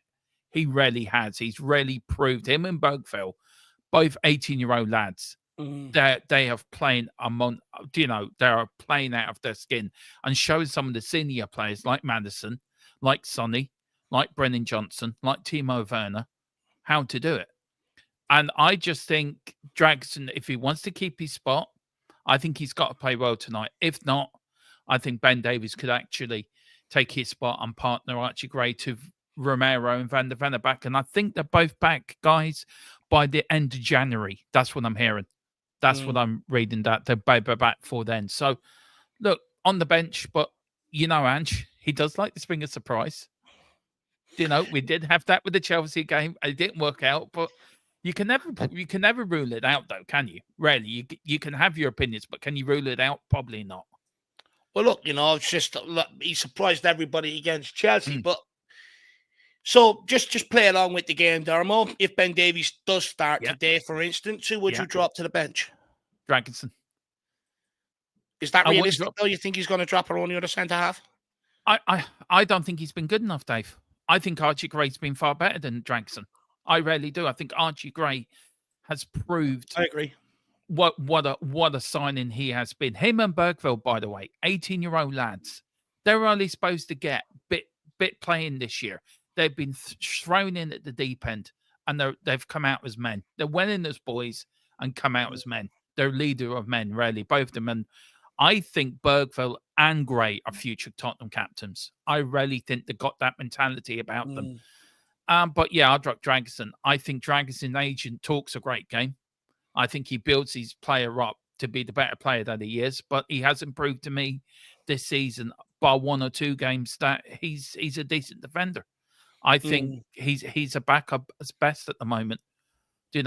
May prove me wrong, but I just don't have any confidence in him at the moment. Do you know what? I do agree with your assertion of Radu Drakeson. I think, anyone that looks at his time at centre-back, I think, it's hard to say that he's had an absolute brilliant run and that when Romero and Van der Ven come back, one of them have to take the bench. It's very hard to sit here and make that argument. The reality is there's been a couple of good games. Against Man City was good. Against Liverpool there in the Carabao Cup, he was good. But then in the 6-3, he was shocking. He was all over the place. He's left Archie Gray exposed. However, Archie Gray at centre-back is not a long-term solution. It's one where we've gotten by. I do think, if Davies comes back, it will be him and Drakeson with the potential of Archie Gray then moving into that number 6. Because, look, Drakeson, you do need his physicality back there. You do need his height from corner kicks and stuff like that. But, Jack, fullbacks today, let's get on to it. After his disastrous last outing against National League side Tamworth, where he was dribbled past twice, lost possession 45 times, and has now given away the ball more than any other player in Europe this season. Do you think that Pedro Porro will be able to bounce back and perform well against Arsenal today like he did against Liverpool?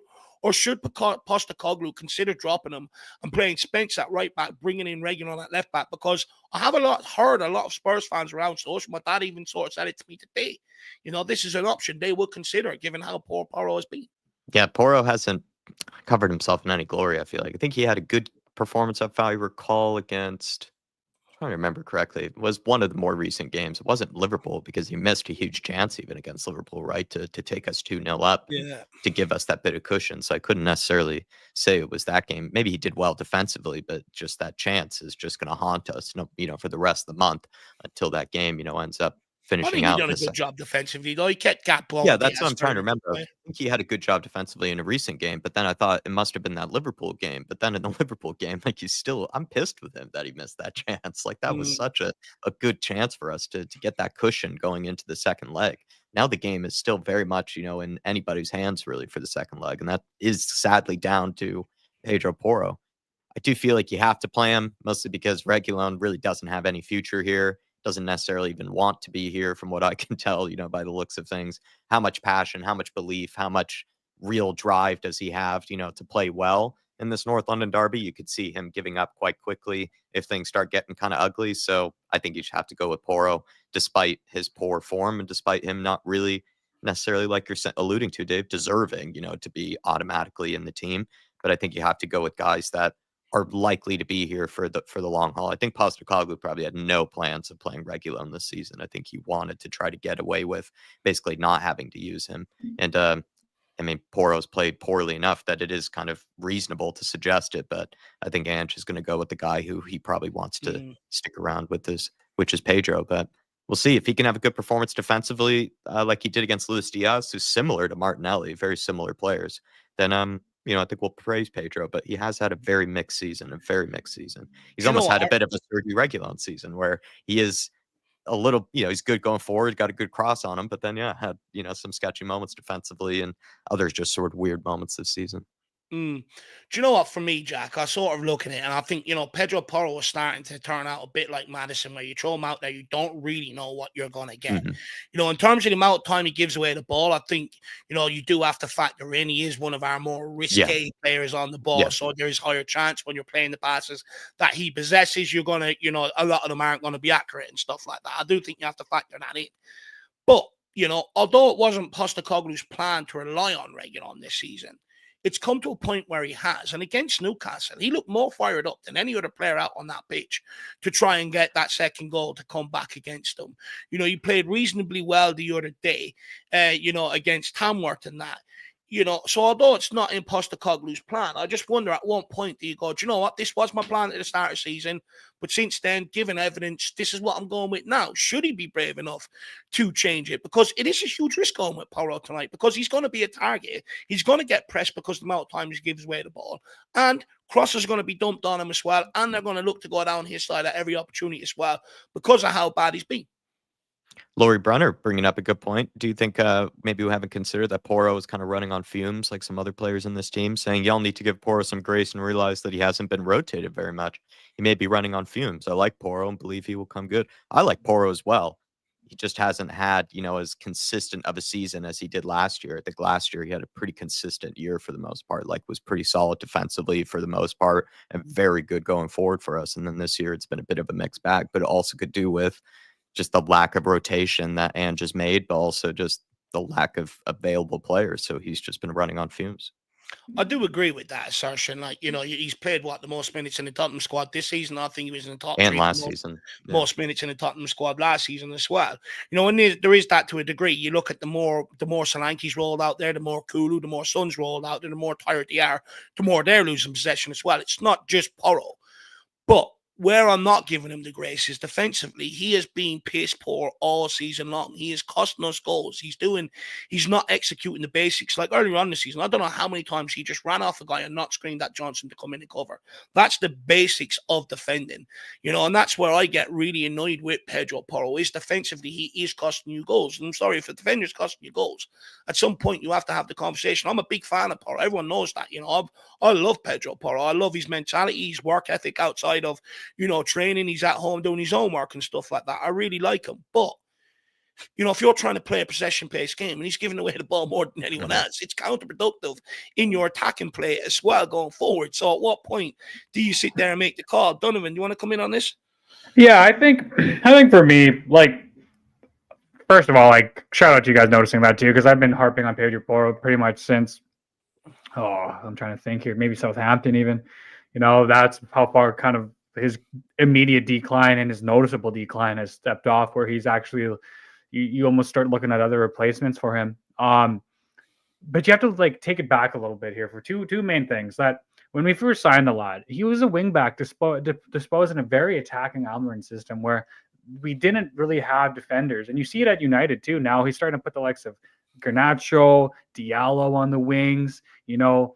Donovan, I'm going to stop you there just quickly. I understand what you're saying. But, you know, Trent Alexander-Arnold came through Liverpool's academy, you know, as a centre midfield. You know, he's adapted to a right back. You know, okay, there's question marks over him, you know, the last 2 seasons. But the reality is he was good enough for him to go on and win everything in club football and that, you know. That's funny you mentioned that, man, because I was literally just about to get in. I've always had the opinion that, you know, if you're a system player, then you're not a great player. If you're a great player, you learn to adapt. Like, are we making excuses for Pedro Porro? Right wing back to right back is an easier transition than CDM to centre back like Archie Gray has done this year. No, I don't. I that may be true, but if you allow me to get my second point there, Davo, that I was actually just going to mention Trent Alexander-Arnold. Funny, you stole the words right out of my mouth there, lad. We're on the same wavelength. That it's not coincidental that the next best right back in the league creating chances is also in a shit run of form too, Trent Alexander-Arnold. And that's because the big Galactico Real Madrid come looking. And I don't care what player you are. I don't care how we've seen it multiple times. We've seen it with Bale. We've seen it with Modric. We've seen it with the no-name Frankfurt striker that went over there, Jovicic. The moment Real Madrid come calling and the moment your head turns, that just affects your play. You start thinking, you start overthinking the basic passes you put together. You start overthinking the teammates you have. You start thinking once Johnson misses another city, you start thinking, oh my God, Vinny could have been on the end of that.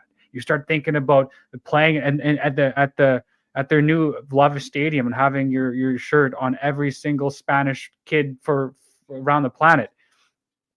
It would be, and he's Spanish too, so he seems like he'd be the natural heir to Danny Carvajal. So when that kind of lavish glamour comes knocking your way, you're going to be out of focus. And you've seen Trent put in stinkers against a United there. In the last 3 months, they've both fallen off a cliff.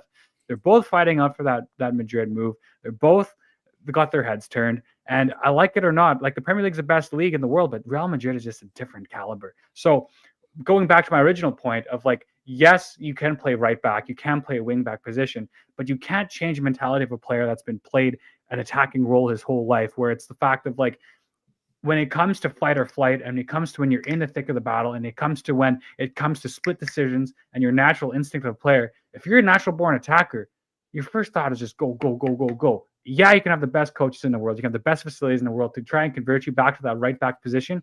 But we all know Pedro Porro is not a defensive mind. He's not going to be the player on the goal line doing John Stones tackle clearances to save our season. His talent is in the final third, whipping balls in on a pitch. We haven't seen enough for Dominic Solanke, and it's a mixture of that mindset along with getting his head turned by Real Madrid. And unfortunately, the lad's fallen off a cliff. But we like, you know, people go on like this guy's a right winger. Correct me if I'm wrong. When has he played right wing in his career then? Why has no manager ever took a gamble on to play right wing? The reality is he's either played right wing back or right back, and that's because managers see him more as a defender. And I don't make excuses for him. Look, I was the same with Dyer. You know, we repurposed him from CDM to centre back. He was useless. You know, when I see someone like Archie Gray go from CDM to centre back and, you know, put in the performances he does, I struggle to make excuses for the likes of Pedro Porro and players like that. There is no excuses. It comes down to whether you want to do it or not. Yeah, we can sit here and say, is he being coached? Why isn't he bringing out wingers after a training session, getting them to run at him, learn where to position himself, all that? Why aren't he getting people out after crossing balls in so he can get up at the back post and enter it? There's things you can do personally to help yourself become better in them positions, and I'm not sure he's doing that. And the thing is, he can't do it. He done it last season to a large degree. He was good, you know, for large parts of last season, but this year it's absolutely fell off a cliff. And I'm sorry, but I don't buy this that we're playing him out of position, this, that, and the other. If Archie Gray can do it, who's 18, there's no excuse for anybody else in the team. There really isn't. No, that's when you got somebody coming in his ear. That's when you got somebody coming in his ear and saying, "Hey, man, like we know how these players are. We know how these I don't want to label anybody here, but we know how these Spanish players and these out of Europe players that come in, they're club first, they're country first. There might be something going on behind the scenes where it's like, hey man, like we got Real Madrid seriously interested in you. And you know, you push Daniel Levy a little bit this way, we do a little bit of this, we do a little bit of that. You'll be playing for Real Madrid next season.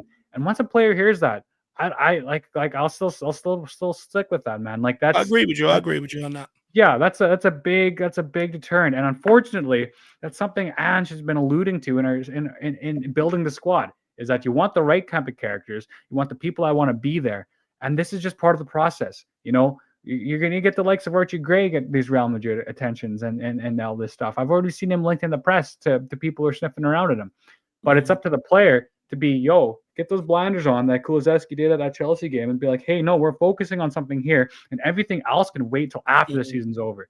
Not during the January transfer window, not affecting my play, because you are right. There's been so many times where that right-hand side has been so vulnerable. There was a run of games between the Crystal Palace game, pretty much until the first week of December, where it was like a repeat highlight. I think we're actually on a pre-match show, and you had a bunch of slides coming up, and 4 of the 5 goals were back post.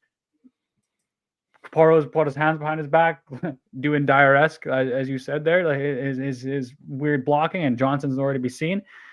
Yeah, it does reek of lack of confidence on that right wing back. But how do you combat that? When you go forward, you got to be faultless. You got to be faultless. If you can't do it one way, you got to do it the other. So Porro's got a big task on his hands today if Ange decides to pick him.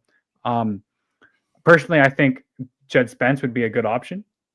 Who knows? Ange might be converting him to a center back. That's 2 games in a row. He's finished at center back now, and he's done quite a good job. And he's got that athleticism. And how crazy would it be if, I'm not going to say this is going to happen, but if we had 2 speedsters on the back line of Spence and Van de Ven eventually at one point, like that would be so crazy, right? We'd be almost untouchable. But sorry, I cut you off, Dermo.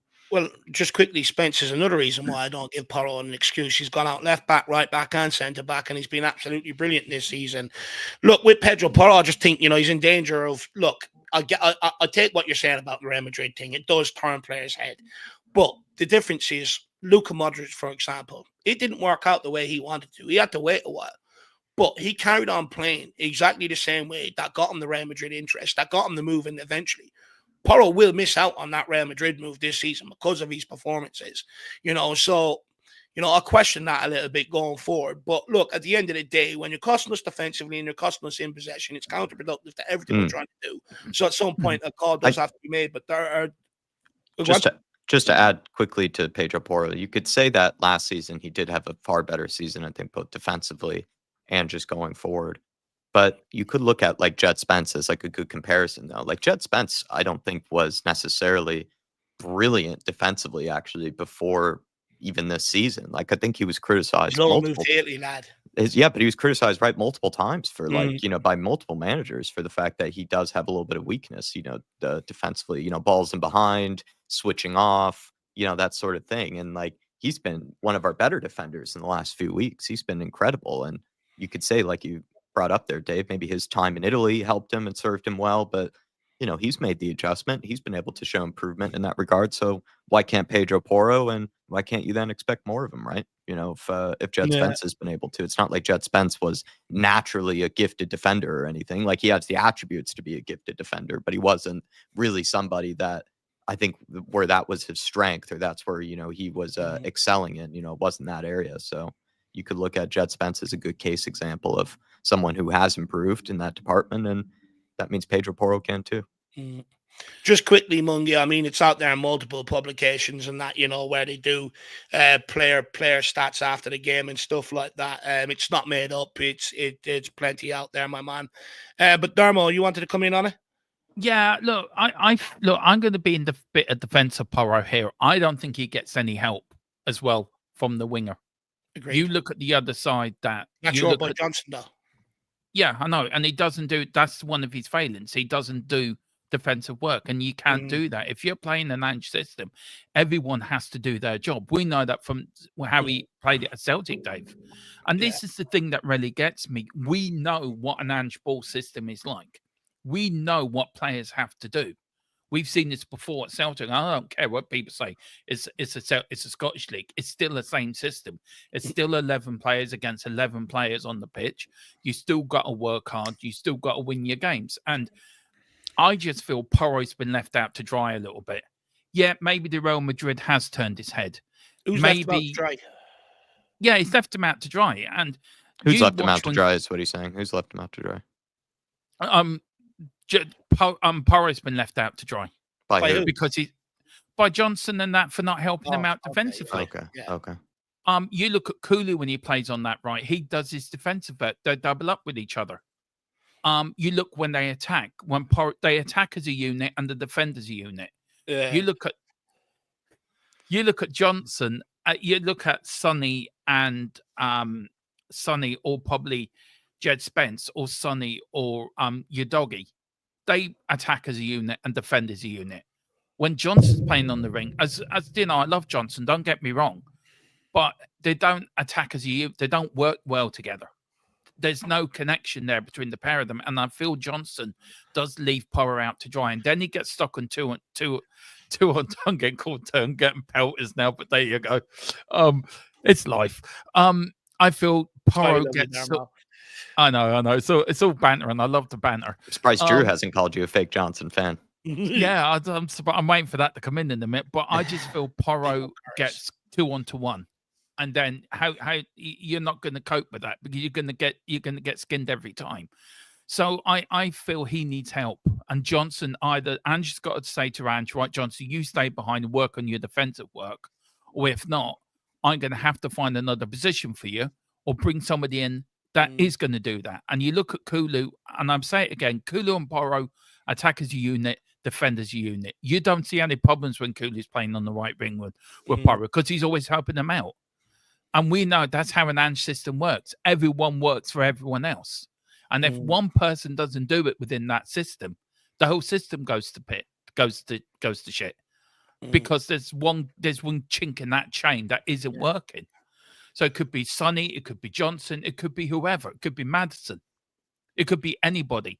Once one player doesn't do his job, that chain doesn't work. So that's why I think it's a bit unfair. I think you can criticize him, but I think there is other circumstances why Porro's not having a great time of it recently. That's just my opinion. I take into account what you're saying. You know, it is something that I've highlighted before. I do agree with you. However, again, Porro's the more experienced player. If you want cover, you scream at a player to cover. You know, you got to realize, right? It's just simple. Yeah. He's a fullback. The last thing wingers want to do is track back. And they're not going to do it until you scream at them. And that's where Porro needs to stand up and take ownership of the situation. Start screaming at him to track back. Start screaming at him to get back. Bollock him when he's not helping you. You know what I mean? I don't see that from Pedro Porro. And I agree with David Clark here. You know, Porro doesn't do some of the basics of defending very well. You know, at times he can defend one-on-one. But a lot of the times he doesn't want to. He almost hooks right in beside whoever's playing right centre-back and asking them to come out of position and help him. It's a huge problem. You've got to go out and engage the winger. You know, you've got to ask the question of the winger. People do it to our wingers, but, you know, Porro wants to tuck inside all the time. Eric Dyer was the last player I've seen do that, and look at the trouble it caused us. It's causing us huge problems. He has to do a lot better. You know, against Liverpool near the end of the game, when he was pumped up, he was winning headers. Where's that been all season? He can do it. He just doesn't get it out of himself enough. I agree with you on that one, David Clark. Absolutely brilliant comment there, my man. Good to see you. Still got loads of people with us. Let's see what they're saying, and we'll crack on and talk about the midfield. And then I want to give Jack time to Lord Dom Solanke alongside PogU, because he has. Alan Glauber says Johnson is Wolves level, not Spurs. Look, been trying to say it since we signed him. Don't rate the guy whatsoever. I think a lot of his all-round game as a winger lacks. J-Max says Danny Rose and Kyle Walker, I believe, started in attacking positions, but learned how to defend to be competent fullbacks. Yeah, Danny Rose came through as a left winger and was a left winger, you know, for some time before he was converted to a left back. Kyle Walker was actually a right winger at Sheffield United before we picked him up and converted him to a right back. So you're absolutely spot on there. Good knowledge, J-Mac. We have Lily White. India Spence had a point to prove after the pimple patch backlash. Snow Cyper Gaming says nonsense. Neither Sonny or Johnson defend. Even in Nakadeki hasn't been either. Look, Son just doesn't defend whatsoever. Ange Ball says Matters can start right wing and rotate with Kulu, but in my humble opinion, Barvel must start with Biss and Kulu in the midfield. The midfield battle is key. Do you know what? That's the midfield that my dad, I think, you know, is picking today. I think who's he gone with? No, sorry, he's gone with Basuma, Sarr, and Kulu as the midfield today. Sebas Wolf says, watch how lazy Johnson scored today, though, the match winner. Look, Johnson's a very lazy player. I'm always calling him out for it. I'm always saying, look at him, he's jogging backwards. You know, there's a player sprinting down the wing with the ball. You're looking, okay, who's on his tail? And Johnson is jogging behind him. It drives me absolutely crazy. Alan Glauber says, come on, Dave, you're being unfair on Porro. Johnson is lazy. Look, I'm not doubting it, but you know, I still question Porro. You know, he's got to do a lot better defensively as well in these one-on-ones and stuff like that. King Hoddle says, We'd all be happier if it was Emerson dealing with Martinelli tonight. Problem is, was he had a nosebleed whenever he passed the halfway line. Do you know what? I don't think it was a nosebleed. He just used to do step overs and draw free kicks rather than move the ball on quickly. Big up to Keely. Good to see you. He could score a hat trick today. Will still be a lazy player. We have Roger Fordham in the house. That's why tonight they should start Gray on the right and Davies in at centre back. Fair point. Jay Ahmed says, come here to get me pumped up for the big Northern London Derby. And it's same old negativity sitting on the players. Why do you guys even watch football if it makes you so negative and miserable? Well, I think, Jamie, first of all, you just said you've just come in. You've missed the last hour and probably, 20 odd, where we have actually been positive behind the boys. Second of all, it's not me that's in Pedro Porro's form. It's him. It brings about the questions. I'm sorry. But if Spurs fans want to be naive to it and do not want to talk about it, that's on you. But at the end of the day, if he's giving away possession the way he is and he's defending the way he is, it's counterproductive right now to the team. It's counterproductive to what PogU is trying to do, which is play out from the back, possession-based football. If you've got a guy giving away the ball, how do you expect to keep it? So, look, I understand what you're saying, but the reality is, not everything around Tottenham is positive. I like to think that we are more on the positive side of Tottenham Hotspur, but at the end of the day, I'm not a snowflake. I don't walk around with my eyes closed, and I'm more than able to sit here and have discussions about things that aren't going well. That's just the way it is. 20 minutes of the stream. Go to the first 20 minutes of the stream. A lot of Porro fans. Talking about the mighty Tottenham Hotspur. We're going to smash Arsenal, can I just say, South London, all that stuff. So, to be honest, just unhinged. Can I just say one thing about Johnson, by the way? You say David's a lazy player, right? I just want to make a point. I've never noticed it until I watched the Nottingham Forest game. And then I saw it. And then I went, that's what Dave and Jack meant. I never saw it until that Forest game. Kulu had the ball and Johnson was hiding behind the Forest player. And I went, that's what they mean. So I get what you mean by that, by the way, Dave. I will defend Johnson when I feel he needs defending, but I do understand where you and Jack come from on that. And I did see it on the Forest game, so I do get it. And I do. It's the first time I saw it, so I do get what you're getting at when you say that, by the way. You're not hitting on the player. You're just trying to give probably... The thing is, do you know what? People can say that all they want because I'm the first one to sing a song about them, give them a ridiculous nickname, and the first one to celebrate them. The reality is... And the reality is, people told me I was wrong on all the previous squad. Well, none of them are here anymore, so I couldn't have made that wrong. But the reality is, I'm the first one to sit there, make up a song, give them nicknames and stuff. So I am the first one to jump on, lavish the praise, and probably go over the top. So I feel like, I'm allowed to criticize them to a certain degree if I see fit. If they're not, I think I'm fair. To be quite fair. But look, everyone's entitled to their opinion. You are entitled to your opinion, Jamie. I just think you maybe jump to conclusions without listening to, a lot of what we've had to say throughout the show. But guys, moving into the midfield, with Lucas Bergval's impressive performance against Liverpool, do you think he deserves a starting spot in the midfield for the North London Derby today? Or should Postecoglou stick with Sar Basuma and maybe a Madison or a Kulusevski, which was the Sar Basuma or Madison, which was the midfield three against Tamworth? We'll go around the houses. We'll start with you, Jack, and work our way around. I'm really torn on all this. I have, of course, made a lot of excuses for Madison. I'm not even Madison's biggest fan, but I just have said time and time again, I do think we are a better team most of the time when Madison starts and is in the side with Kulusevski at the same time. I think they play really well off of each other, and it gives us two kind of creative attacking threats, either in the midfield, but also out wide. But Bergval has played so well and has also picked up a winner, works harder in the midfield than Madison does. Listen to your pre-match build-up, Dave. I agree with what you said with Madison, where in games like this where you do need to bring all sides of the game, you need to be sharp, going forward. You need to be also as well, though, tracking back, getting stuck in, helping each other out, being a guy that can make the extra push, make the extra effort for somebody. You really do have to dig in. Sometimes Madison isn't really your guy for that. Maybe some games he might, most games he probably won't, though. He's just not that sort of player. He's a bit of the diva type of number 10, if you will. And I think we have benefited from that in plenty of games. It's just, can you risk that for a game like this when you do really need people to dig in for each other? And I'm torn because I think we're a better team with Madison. I think we play really well with Madison in the side.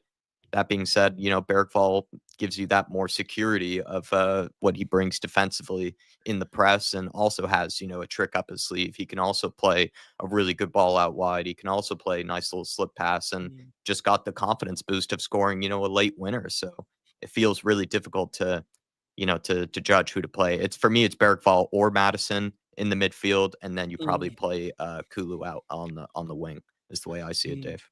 Big up 24C. Good to see you, my man. Hopefully you keep him on at K32. Says Bergvall is becoming a real leader. I'd start him. Do you know what? Just on what Jack was saying there. Look, I agree with him and I disagree with him. And hear me out. The reason why I agree with you is when Madison's on it, Tottenham are a better outfit going forward with him in the team. But the problem is it's so far and few in between. That's where I argue our Spurs are a better team with him because you just don't know what you're going to get. A lot of his performances have been underwhelming. There's very few performances where I can say that's the real James Madison. So for me, I do question, are we a better team with him in it? I'm not quite so sure. And especially away from home, you need a midfield that's going to be relentless. It's called the engine room, that are going to fight, run around, work hard, upset the ball, upset the players, just disrupt the ball. And I don't think Madison has the hunger and desire to do that.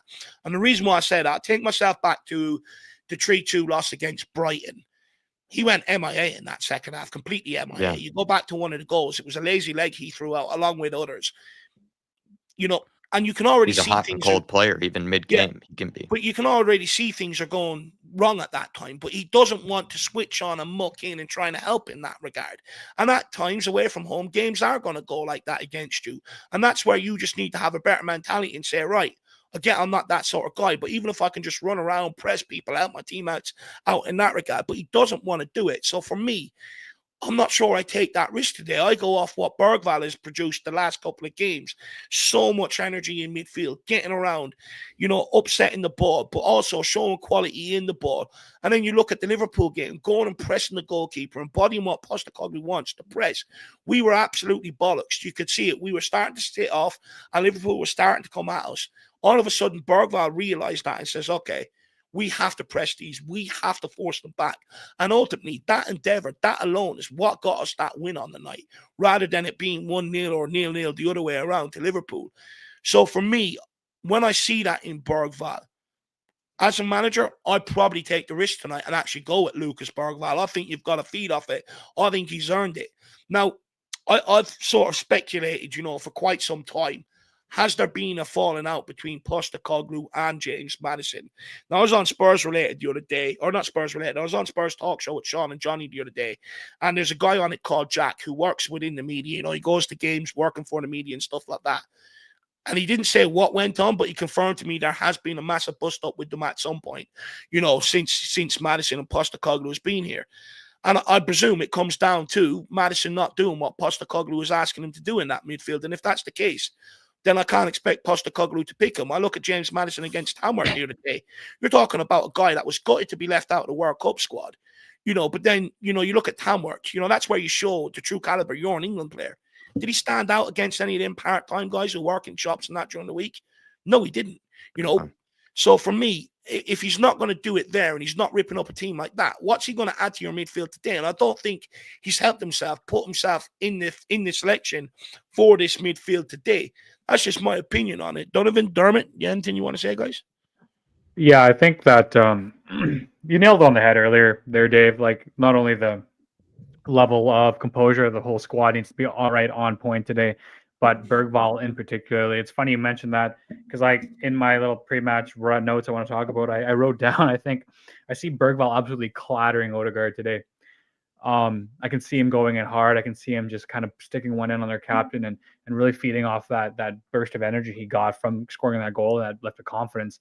And now he's gone from that wonder kid from Sweden that we knew he was there to the whole world now noticing that, hey, this is Lucas Bergvall, because those moments elevate you as a player. And it's either you to use that elevation to become the next level of player that you're supposed to be, or you just kind of fall off and you come back to like Brendan Johnson was on that arc for a bit where he was scoring 7 and 7. And we're going to be like, is this finally Brendan Johnson arriving?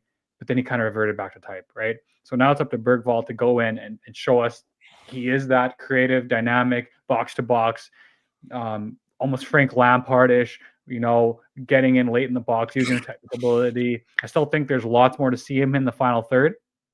We'll take a step back, though, because I'm just so impressed with the youngster, because it wasn't more a month ago when I was on this platform criticizing Lucas about his performance against Galatasaray, where he was running around with his like a chicken with his head cut off. He looked like he was in too deep. He looked like he was in over his head, where he couldn't deal with the level of football that was there. He was shying away from tackles. He was a passenger, and just what really stuck with me after that game was his lack of effort and willingness to get stuck in and get into those impacts, where it's like, even if you're not winning the ball, or even if you're not affecting the play, you're still going in there and letting the players know that you're going in. How many times have you heard Roy Keane and those impact midfielders like Vieira and those players saying, even though I'm not in the game, sometimes I just want to go out and clatter somebody, let them know that I'm there, let them know that I'm going to be there, and if that ball comes to my area, I'm going to be there. Yeah. We looked to Lucas Bergvall last game, and the lads throwing in slide tackles that look like the reckless tackles, where if he mistimes him, that's a yellow card. And he's doing it more than once. He's throwing his elbows up on headers. He almost looks like a different player. So if we can kind of harness that and use that, we've got quite a talent on our hands. So keep the lid on it, keep some composure. And unfortunately, Madison's just fallen out of favor. And there's no denying his quality. But he's not a two-way player. He's not that industrious player that's going to do the hard yards and track back and do those nice tackles and link up the play. No, he's going to, if he does drop deep, it's his own selfish reasons, because he wants to turn the ball on a half piece and start pinging passes together. You look at that Tamworth game. We were just talking about Madison right now. Look at that Tamworth game. That's the kind of play you're hoping to. Let's see what we got here. It's not ready yet. I'm just sorry. Keep continuing, Donovan. You look at Madison. Those are the type of players you want to lead us through the trenches when we're playing Tamworth. So I think that Bergvall has proven more than enough quality. I think the fact we got him for 10, 11 million is a steal. He's going to be the next Premier League, one of the best Premier League midfielders. And let's see what this lineup is. So the lineup is, guys, Kinski starts in goal, making his North London derby debut. Pedro Porro at right back. Dragosin at centre back, along with Archie Gray, also making his North London derby debut. Spence-tacular baby at left back. Absolutely love that. You can't see me. We have mentality monster Papa Matassar in the midfield alongside Basuma, which I presume will be a double pivot, with Bergvall coming in there. So we're just having a conversation. Madison or Bergvall. Postecoglou has gone with Bergvall, with Dejan Kulusevski off the right. Solanke through the middle. I'm going to start calling him Harry Solanke if he turns up in the North London derby today, with Son off the left. And Jack, I can barely make out that bench. My eyes are going. So, this is your time to shine. They try to make it as small as possible for you, Dave, to test those eyes. Brandon Austin, Reguilon, Hardy makes the bench, who's a left back, kind of, Dave, or kind of a defender of some kind. Olasesi, who's made the bench plenty of times. James Madison's on the bench as well. Mikey Moore's on there too. Johnson is there. Lancashire is there. And then Richarlison returns to the bench as well, which is a big help for the Spurs forward line. And then no Timo Weenie. Yeah, well, he's out with his hamstring injury, or out with his hamstring. We don't know Napoli. what the extent of it. I find it ironic that, he's had his worst game and everyone's gone from all of a sudden he's out injured. But look, that is the lineup tonight. People in the comments, please let us know your comments. Are you okay with this team? Do you have any problems with this team? Is this team good enough to go and beat Arsenal? But Jack, I'm going to ask you a bit of a different question, and because, we'll get your thoughts on the lineup when we go live with the watch along. But, Postecoglou has praised for Dominic Solanke for exceeding his expectations, this season, and that there's more to come from Dom Solanke. Do you agree with Postecoglou that Dominic Solanke has exceeded expectations at Spurs, or do you think we should be expecting more from him, given that he's a £65 million player? It's difficult. I think he's exceeded a lot of people's very, very cynical expectations of him, where a lot of people didn't believe that he was going to be anyway good or anywhere close to the fee. I'm not even sure if he's necessarily repaid the fee yet, but I do feel like Solanke has probably answered some of the doubters with, at least the tactical understanding that, he presses, does a bit of the hold up play, does a lot of the hard yards as a striker. He's supposed to be good in the air. We know that he's a guy that can try to trouble center backs that way. We don't really see him get that sort of service, but the theory is there. And I think a lot of people have kind of warmed up to that, realizing that he suits the system. He suits what Ange wants from his striker. But so he's exceeded those expectations from like maybe the big doubters, but maybe people like myself, Dave, who are very few of them, but were big Solanke fans before we even got him. I'm not sure if he's exceeded my expectations. I think he's, proven me right when it comes to the pressing, when it comes to the work rate, when it comes to the physicality that he brings, kind of the traditional number 9 type big man physicality. I think he has brought that back to Spurs and has reminded Spurs fans that that's kind of something you do need in your team. You need a striker like that in your ranks. And I think he's better at it than even Richarlison is, who was good for us last year with it. But when it comes to maybe the goals department, I think he's shown that he can score a great goal. I think he's shown that, like he in that one game where he, was able to run in behind and just, was able to take on his player and then just slotted it into, the bottom corner. A lot of those sort of goals I've seen Solanke score plenty of for Bournemouth, where he's played in behind, or there's a good ball, whipped into the box and he rises above, the center back to get a header onto it. It's just I haven't seen a lot of the same Solanke goals that I saw at Bournemouth, at Spurs. And I think most of that's due to the players around him than it is down to Solanke, but sometimes it has been down to Solanke. He's not been as clinical as I would maybe like him to be. But so it's a difficult question, Dave. I think he's exceeded most people's expectations. Coming from one of Solanke's biggest fans, myself, has he exceeded my expectations? Not necessarily. I think he can be a whole lot better. Do you know what I worry slightly? Is Postecoglou, noticing that Solanke is maybe not as confident in front of goal, or maybe that his confidence is knocked, and that he's trying to get him, put him under that sort of spotlight before the North London derby to try and boost his confidence. But there's every chance Dom Solanke turns up and scores today. You look at his stats against the big 6 teams this season: 3 goals and 2 assists and 5 appearances. So, he is effective against the big teams. So hopefully he stands up today. And, one thing I said, I think we lacked last season, because we struggled against them last season, the big 6 teams, is, when we were selling Harry Kane, the amount of goals he gets against teams like that. Well, Dom Solanke, to a degree, has stepped up this season in that regard. It's more against teams that play low block that he doesn't contribute against. But for me, that's not down to him. That's down to the service that we provide him. But big up Faz Radfar. Yes, I did get the predicted lineup spot on. Look, maybe there's a manager in me, Faz Radfar. So if there's anyone out there that wants, Dave to manage their team, please let me know. Or I wonder, is Postecoglou, waiting for my predicted lineup to come out? Do they watch it in the dressing room? Do I have connections inside? Let me know. Faz Radfar, take a guess. But guys, Donovan, Dermo, let's get your thoughts on the predicted lineup, because DarkSunG does say here, we'll start with you, Dermo. He says, really happy with the lineup and Richie and Johnson as super subs. Yeah, can I just have my quick thought on Maddison? I just wanted to add something on that conversation, if that's okay. Look, for me, I think Bergveld, I wanted Bergveld to start. I put him in my predicted lineup because I just think Maddison is not good enough. If you've got a World Cup coming up in 25-26 and you've got World Cup qualifiers this season, this year, and you moaned about not getting into the European Championships and the last major one, you'd be busting the gut to get into that manager's thought, train of thought. Oh, I got to see this Maddison. How will he play my system? It's a new manager as well.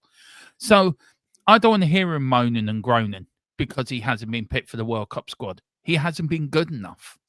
And I love Maddison. I thought he's great at Leicester, and I always wanted him to come to Tottenham. He's been a massive letdown for me. He's a player for 1 or 2 games, but not for every game. Bergveld, he's there for every game. And I disagree with Donovan about the Galatasaray. I think he is an 18-year-old lad. It's a learning experience for him, but I think he's matured as the season's gone on, and I think he's learned from his mistakes when Maddison doesn't learn from his mistakes. Now, just quickly, I think in that regard, I think what both of you are saying is correct. I think Donovan is right to highlight it. It was a boy in a man's world, but you are right. He's learned from it, which is all you can ask for from them situations. So I think 2 of you are correct on that. But Dermo, DarkSunG is really happy to see Richarlison and Johnson, on the bench, both for different reasons. One, the return of Richarlison, and because one, I'm not sure that DarkSunG backs Johnson. Look, maybe I'm great. Do you, John? Yeah. Do you DarkSunG? Let me know. I'm over the mood Richie's back. We need the pigeon man. We do need the pigeon man. I love his enthusiasm. As I said, I love his shithousery. I love the video when we scored against Liverpool. He was the first one out the seat. Like, you could see him. He's a fan. You can tell he's a Tottenham fan as well. And that's what I love about him. Look, I think Johnson on the bench, I think Johnson does his best work when he comes on the bench. I've always consistently said this, that Johnson's a 60-minute player. He plays for an hour and he can play well. Or he comes off the bench and he gets a goal. Johnson is that sort of type of player. But for the lineup, can I ask you one question? Why we're not playing in white? We're not clashing with the Arsenal kit, so why we're not playing in our home kit? I think because Arsenal are playing in white, so we have to play in our away kits. It's Arsenal who ruined it. I believe they're playing in their white kits. Yeah. Yeah, psychological advantage to us, like it was the Forest, at their ground. Yeah, or last. Yeah, no, that's fair. I know the white kit's something to do with knife crime, and there's something to do with that, so I do get it, and I do understand why. So I think there's a good sentiment behind it, but it's very weird to see them playing in white. It's like, ew, you feel all dirty, you want to shower after that. It's just, but yeah, I like that lineup. That's the lineup that's going to win. That's the lineup that's going to make North London Lily White, and that's the lineup that's going to make Spurs fans happy for the next 6, 7, 8 months. And them, the players that are proud to wear the cockerel on their chest, they will give everything tonight. And Solanke up front, I love Solanke. Underwhelmed when it came, by God, has he won me over? And I'm a big Solanke fan now. Works extremely hard. Who do you love more now, Johnson or Solanke? Do you know what? I love all of them the same because it's Tottenham Hotspur. Fence it. He is a fake Johnson fan. I want to add one more thing, Dave. Sorry about this. And then don't get so I know you're running late, Dave. Sorry. No, work on it. Tonight is not just about the game. Tonight's about us fans. The fans that are going there, let's make this as loud and as raucous as we can. Let's show them what it means to us. Let's show them Tottenham Hotspur. We're the best fans in North London. North London is ours. Let's go there and show them. They can have their North London's ours song. Stick it up their arse. Tottenham is North London. They're South London.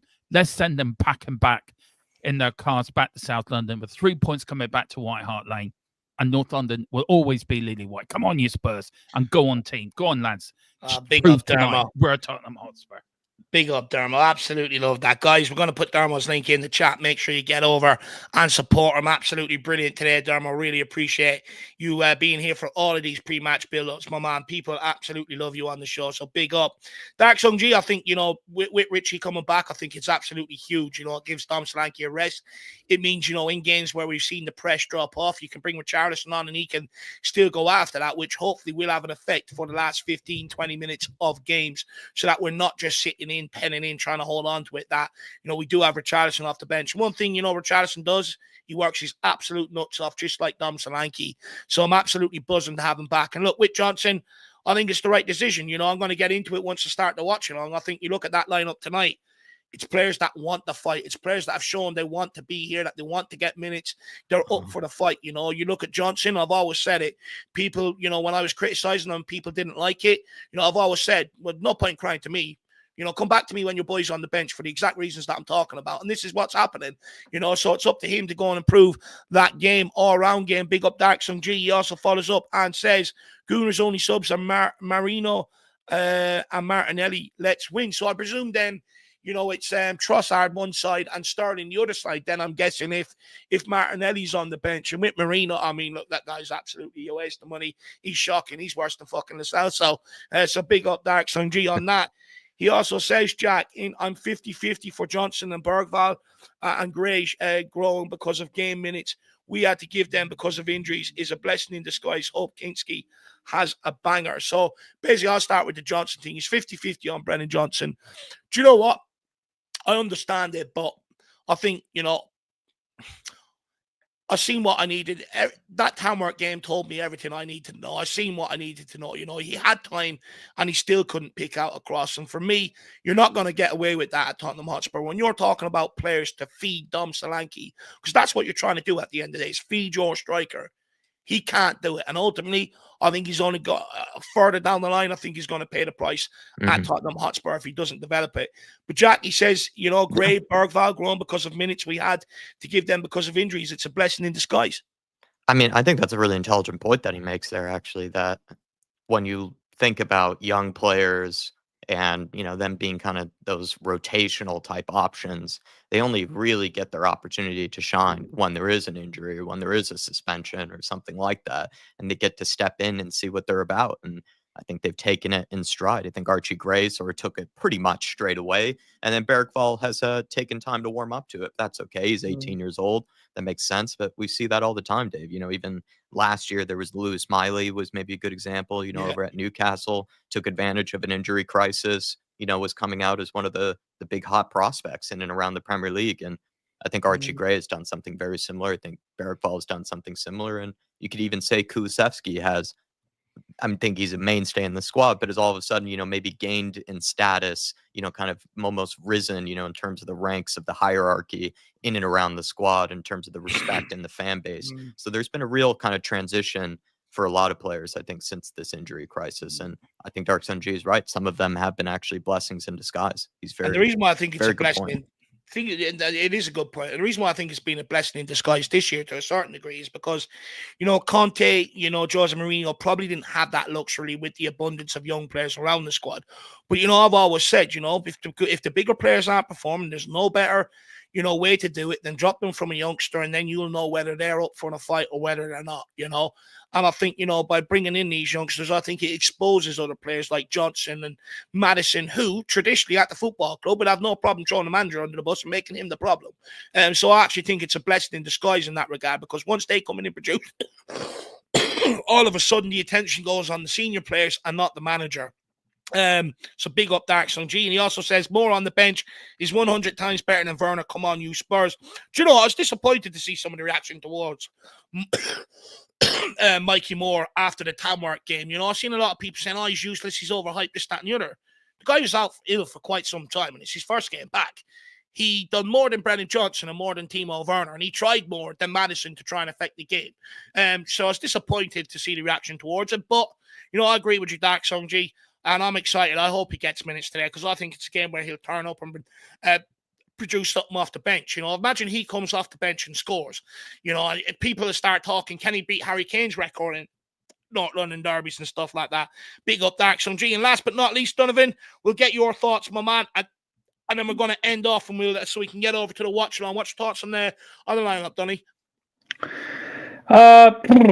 Yeah, typical. Probably the strongest we could go. I like to have the speed of Johnson coming off the bench. I do echo Dermot's thoughts there. He's a 60-minute player. He's dynamic. He'll run at a tired defense. Actually, I forgot Mikey Moore was playing against Tamworth, but you did highlight some good points there. He was coming off a pretty sickly leave there. It would be nice to have him come off the bench and just a nice Tottenham boy in a North London derby. That's what you want to see. I think we got some key matchups here. I think Basuma's performance. I think the game's going to be won in the midfield. I think it's going to be between those three and how well they can contain Odegaard. We know what Declan Rice is all about. So it's about those three containing Odegaard. I'm predicting 3-2 Tottenham. I feel like it's going to be a really edgy game because, like we've all said before, in these big derby matches, form goes out the window. It's going to be a knife fight, ironically enough. They got their white jerseys on. So it's going to be crazy. It's going to be goal fest. I think Arsenal might take the early lead. I think there'll be a little bit of jitters. I think Kinski is going to get that early goal conceded, but he's going to come back strong. It might be a set piece. It might be a penalty. Who knows? They get their second. But ultimately, I think we'll have too much going forward for Arsenal because our system is so much better than that weird Arteta Lego ball they play where they try and knock it around 100 times and they think they're Manchester City, but they're not. They're just a man without a clue. It's a shy guy at a brothel, right? Not knowing where to pay, not knowing how to get into the room, not knowing what's going on. So I think we're going to take advantage of that. I see Son getting on the score sheet. I think Son, these are the type of games that our leader rises to. I think Son is saving all these minutes and is like for these kind of games. We saw a different level of Son and that Manchester United game at home where he scored directly from the corner.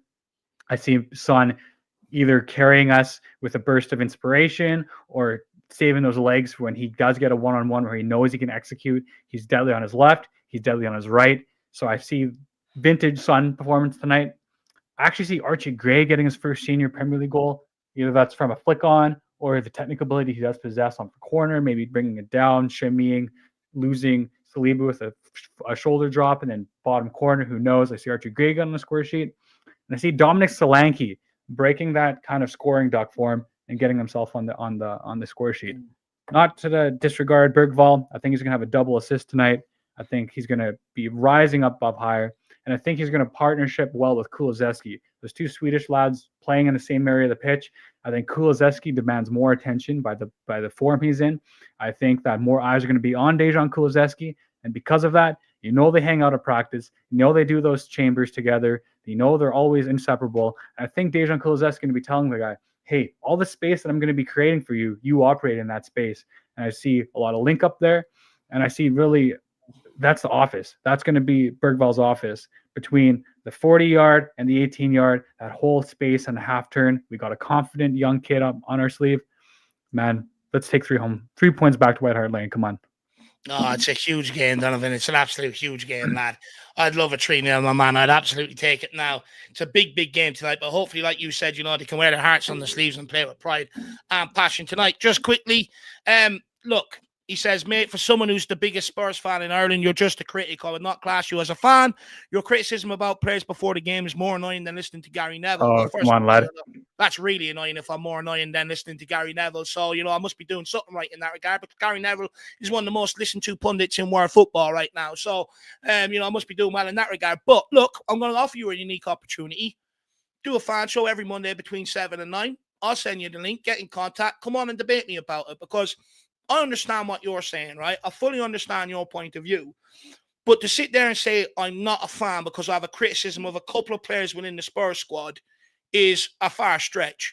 I sit there for every single game. I read stuff on Tottenham Hotspur all day, every day. To sit there and say I'm not a fan is a bit disrespectful, to be quite frank. I wouldn't sit there and call you not a fan if you have a difference of opinion to me. But second of all, no one comes out here and mentions the praise that I give Kinski, Spence, Archie Gray, Bergvall, Papa Matasar, Dom Solanke, even though I did, I did sort of question he's finishing around the start of the season, but I praise him for large parts of this season and other players around Tottenham. No one sits there and mentions my praise for the under-21s.